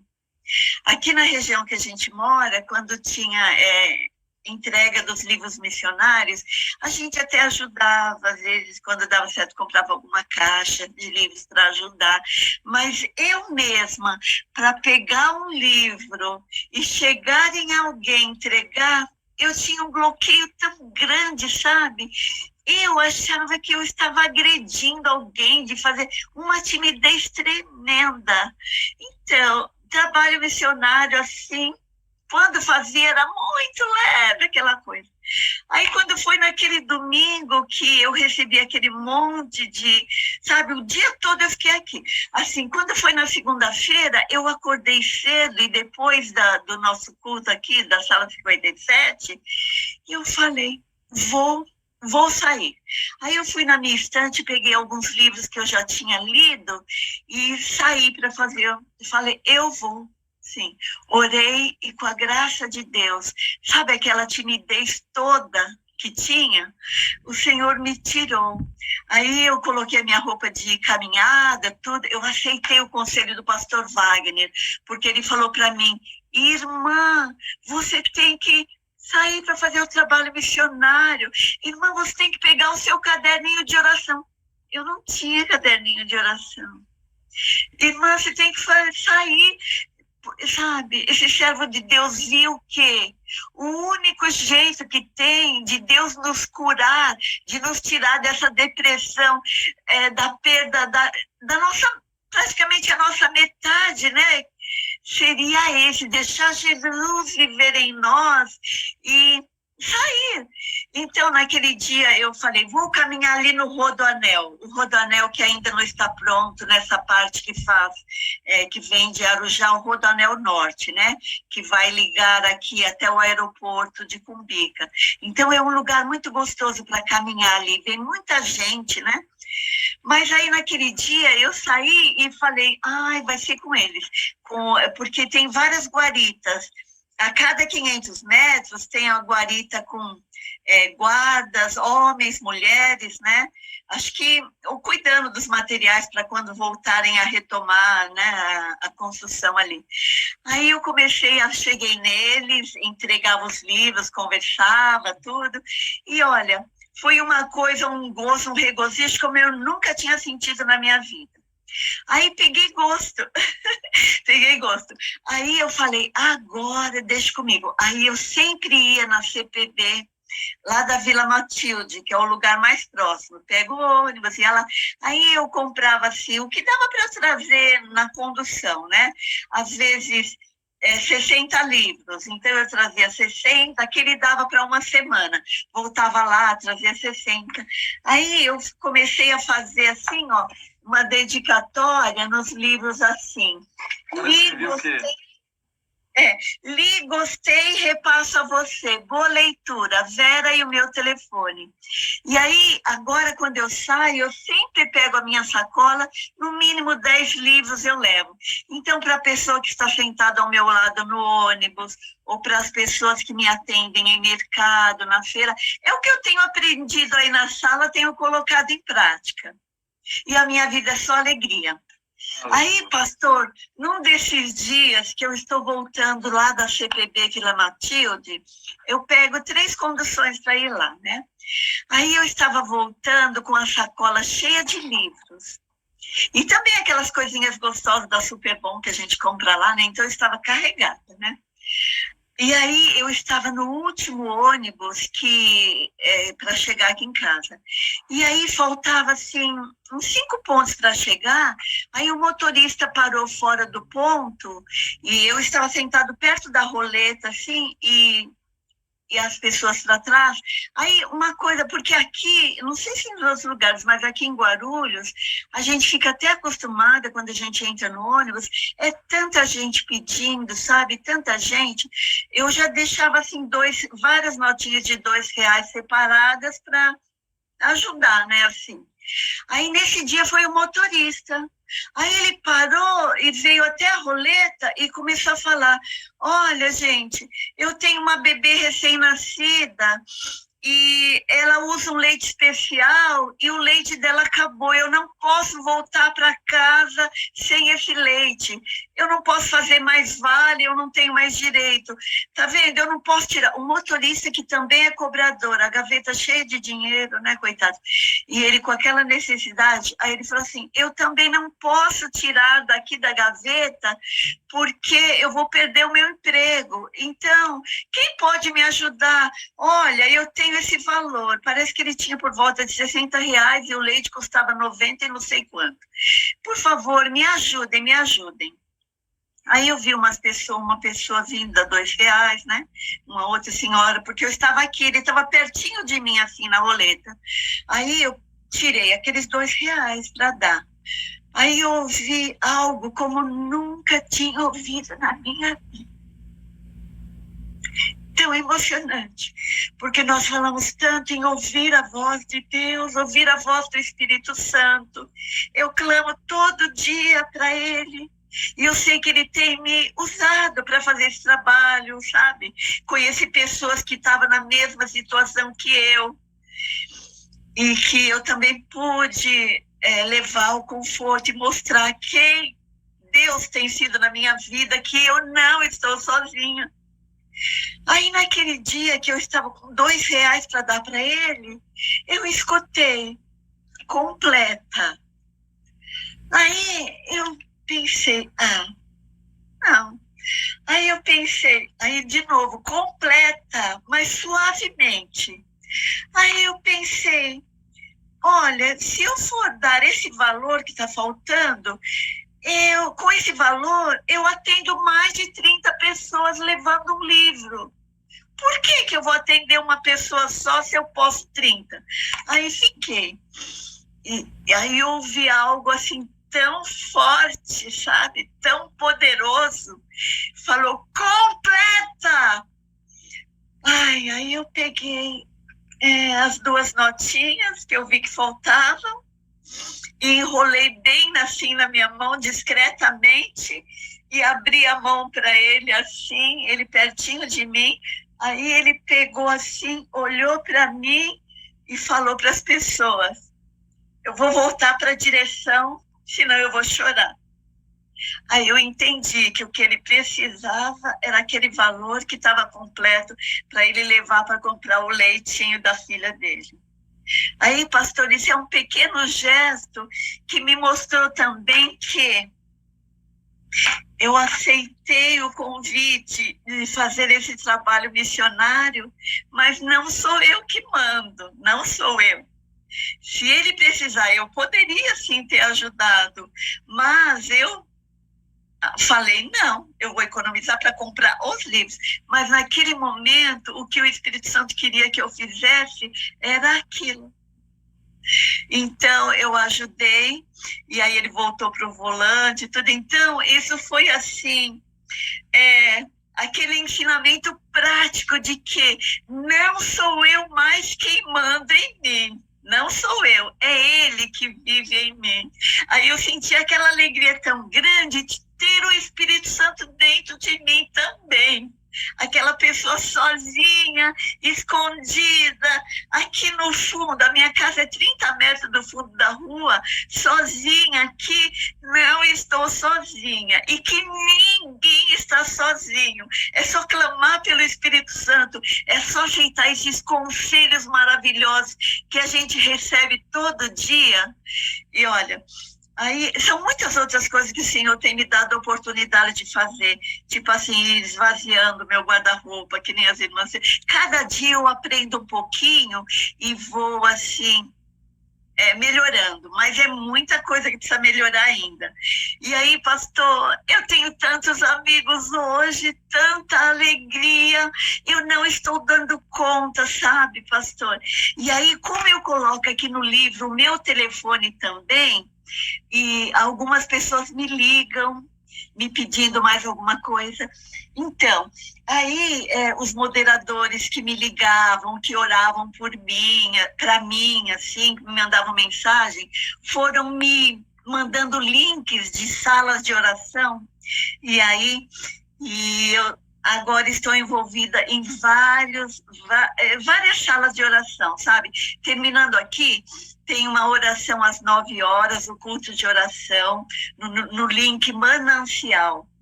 E depois temos às 15 horas, temos às 18 horas. Então, eu tenho amizade com muitas irmãs, as moderadoras, ninguém mais me deixou sozinho. E outra coisa, como eu coloco o telefone aqui, eu percebo que muita gente tem procurado, então eu procuro saber onde a pessoa está e procuro mandar endereço da igreja e tudo mais.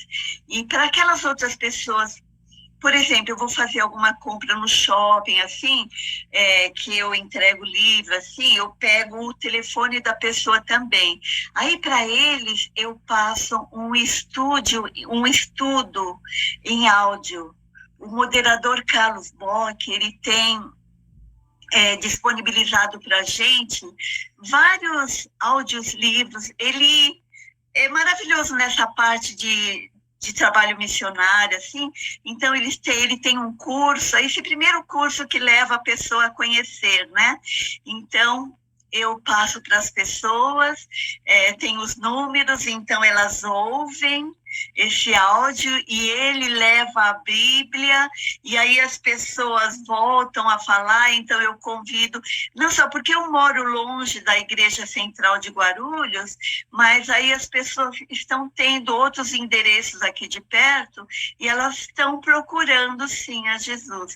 Para algumas dessas pessoas eu tenho passado o link da sala 57 e é maravilhoso.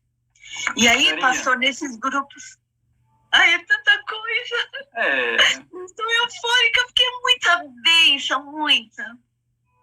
A gente está caminhando para o final e a gente está aqui glorificando a Deus. Eu queria que você respondesse para nós aqui, pensasse aqui em um minuto, contasse para a gente. Você acha que se não fosse a perda do seu marido, a angústia experimentada, por consequência, ou em razão disso, ter conhecido a sala e a proposta da sala, você estaria nesse poder, né, nesse testemunhando da forma que você está, nessa dedicação que você está, estaria vivendo as alegrias, as emoções que está vivendo hoje? Pastor, eu sei que meu esposo descansou no Senhor e que não seria da vontade do Senhor levá-lo para poder me fazer acordar, mas eu com ele, assim, o que eu fazia? O conforto do meu marido, sabe? Sempre me levando, me trazendo, sempre comigo. E eu com aquela natureza tímida, então eu só ia ficar escondidinha mesmo. Mas depois desse choque tão grande, dessa perda, o Senhor abriu os meus olhos para ver que nós estamos no finalzinho. E ter uma vida como era a minha, uma vida inteira, eu tenho 64 anos, né? Uma vida inteira na igreja, sem fazer o trabalho missionário, só recebendo. Eu era uma crente inútil. Cumpri as minhas obrigações, né, que a gente tem como membro, mas tem que ser pessoal, você tem que se entregar para você ver o que é felicidade de verdade. Aí o Senhor cura tudo de ruim que a gente tem. Sabe, aquela timidez que não me fazia chegar até as pessoas, o Senhor cura, sabe? Então, mas a gente tem que se entregar.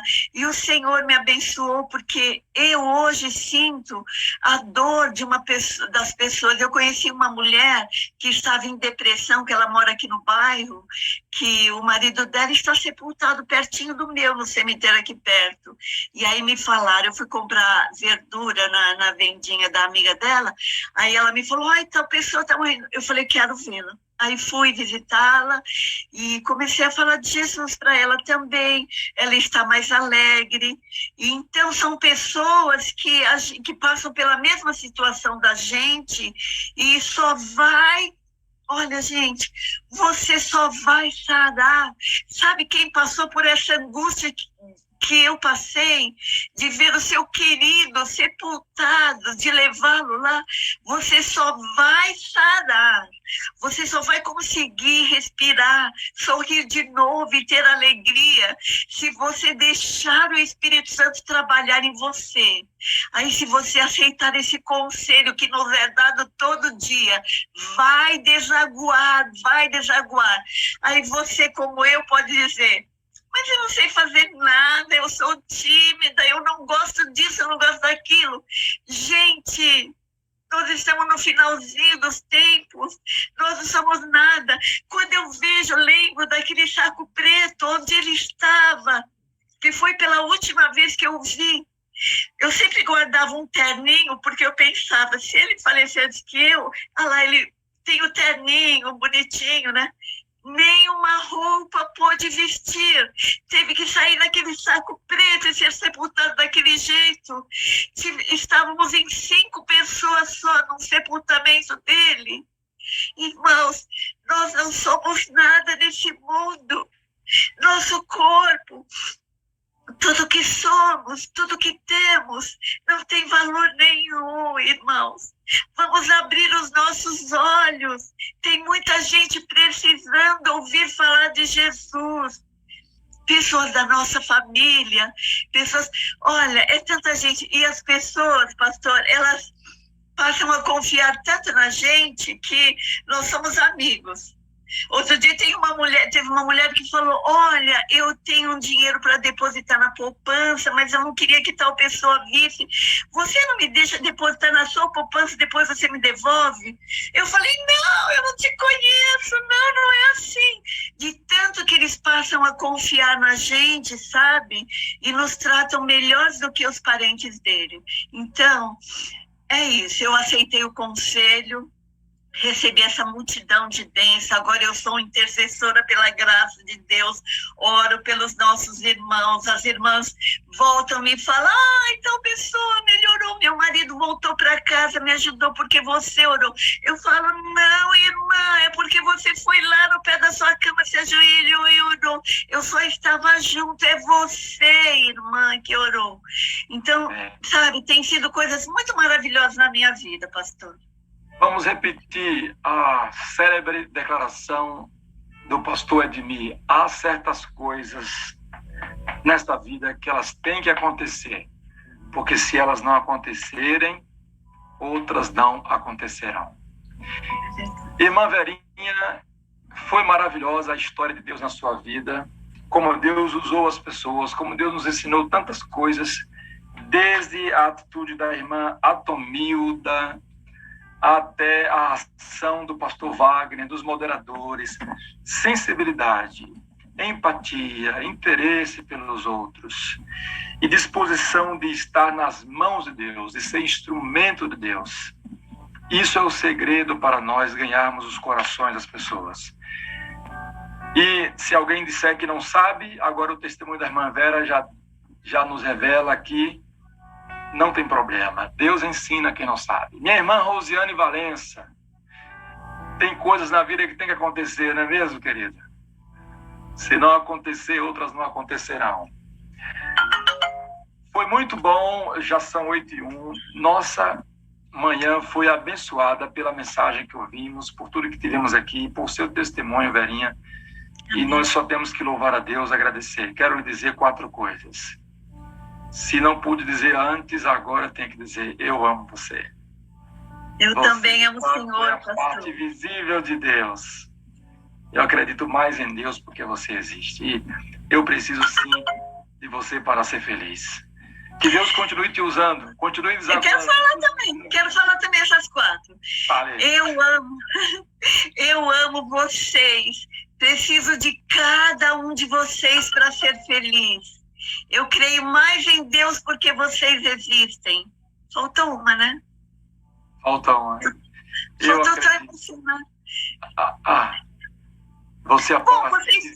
vocês sabem, eu amo todos vocês e preciso, com certeza, eu preciso de vocês para ser feliz. Vocês são a parte visível de Deus. E hoje eu creio mais em Deus porque vocês existem. Amo todos vocês, queria abraçar a todos. Breve Obrigada. vamos abraçar. Um abraço, querida. Que bênção, que bênção. Que Deus lhe abençoe, lhe use nessa nova semana e continue desaguando. Quanto mais a gente dá para os outros, mais Deus dá para nós, mais Deus repõe. Inclusive, valores financeiros. Deus vai e fala assim, já falou comigo e fala, dá isso aqui para essa pessoa. Eu não posso dizer não, o dinheiro é do Senhor. Eu digo, mas Senhor, isso aqui não vai fazer falta? Não, se fizer falta é problema seu, eu quero que você dê, tem que dar e passar. Um abraço, vamos prosseguindo. Amanhã a gente suspende, amanhã a gente não suspende, não. A gente não tem a sala, não tem a comunhão coletiva, mas tem nossa comunhão pessoal, porque nós não dependemos de um programa, de uma sala, para buscar a nossa religião, né? Para viver a nossa religião, a nossa ligação com Deus. A sala é um instrumento que nos ajuda, nos fortalece, mas amanhã estaremos na nossa busca pessoal. Selma Maria, um abraço. Janete de Araújo e o pastor Benildo Gabriel, que é meu amigo, que mora na cidade de Feira de Santana da Bahia, também eu vi que está na sala com a gente. Um grande abraço. E aqui nossa moderadora colocou aqui o texto, Iris colocou, e há certas coisas na vida que tem que acontecer. Todas as coisas cooperam para o bem daqueles que amam a Deus. Deus não gera o mal, mas ele pode, diante do mal, da circunstância que é má para nós, ele transformar em grande bênção e melhorar a situação, de forma que a esperança, a alegria e a bênção que Deus nos concede possa sobrepujar todo o sofrimento, toda a angústia que nós temos passado. Isso aí, a gente volta quarta-feira, agora é hora de todo mundo dizer 3, 2, 1... Falhou aí, ó. Falta alguma coisa? Oração, verdade. Bom dia com alegria. Bom dia com alegria, Daniel de Chiquinha, Bahia. Bom dia, pastor Wagner. Cadê ele? Pastor Wagner. Bom dia com Bom dia com alegria. Bom dia com alegria. Muito bom dia para cada um de vocês. Obrigado pelo convite. Bom dia com alegria. Com alegria. Precisamos orar. Vamos orar. Oração final. Encerrando com a oração final. Vamos lá, depois a gente volta a falar bom dia com alegria. Pai Santo, nós te agradecemos por tuas obras, porque o Senhor habita conosco e em nós. Agradecemos porque o Senhor enxerga cada um na janelinha. O Senhor vê as lágrimas, as dores e os sofrimentos. O Senhor transforma as dores da vida em alegrias. O Senhor transforma a angústia em grandes realizações, em grandes alegrias. Obrigado pela vida da Vera, pela obra do Senhor na vida do pastor Wagner, na vida de cada moderador que se aproximou dela, na vida da Verinha, por essa médica que desejou lhe dar um abraço, que ficou impressionada com o testemunho, com a imagem de Jesus que a irmã Vera passou para ela. Que o Senhor a visite no dia de hoje e nos permita vê-la no céu, pela tua graça. Despede-nos com a tua bênção, nos dá um grande dia em tua presença e de serviço ao Senhor, que tenhamos de fato um bom dia dentro desse conceito que nós estamos tendo como bom, de servir ao Senhor e ao nosso semelhante. Nós rogamos em nome de Jesus. Amém. Botafogo!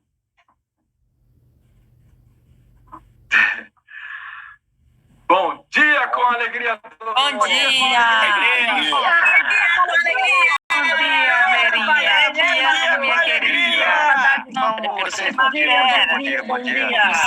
para ser feliz. Bom dia. Te amo. Bom dia.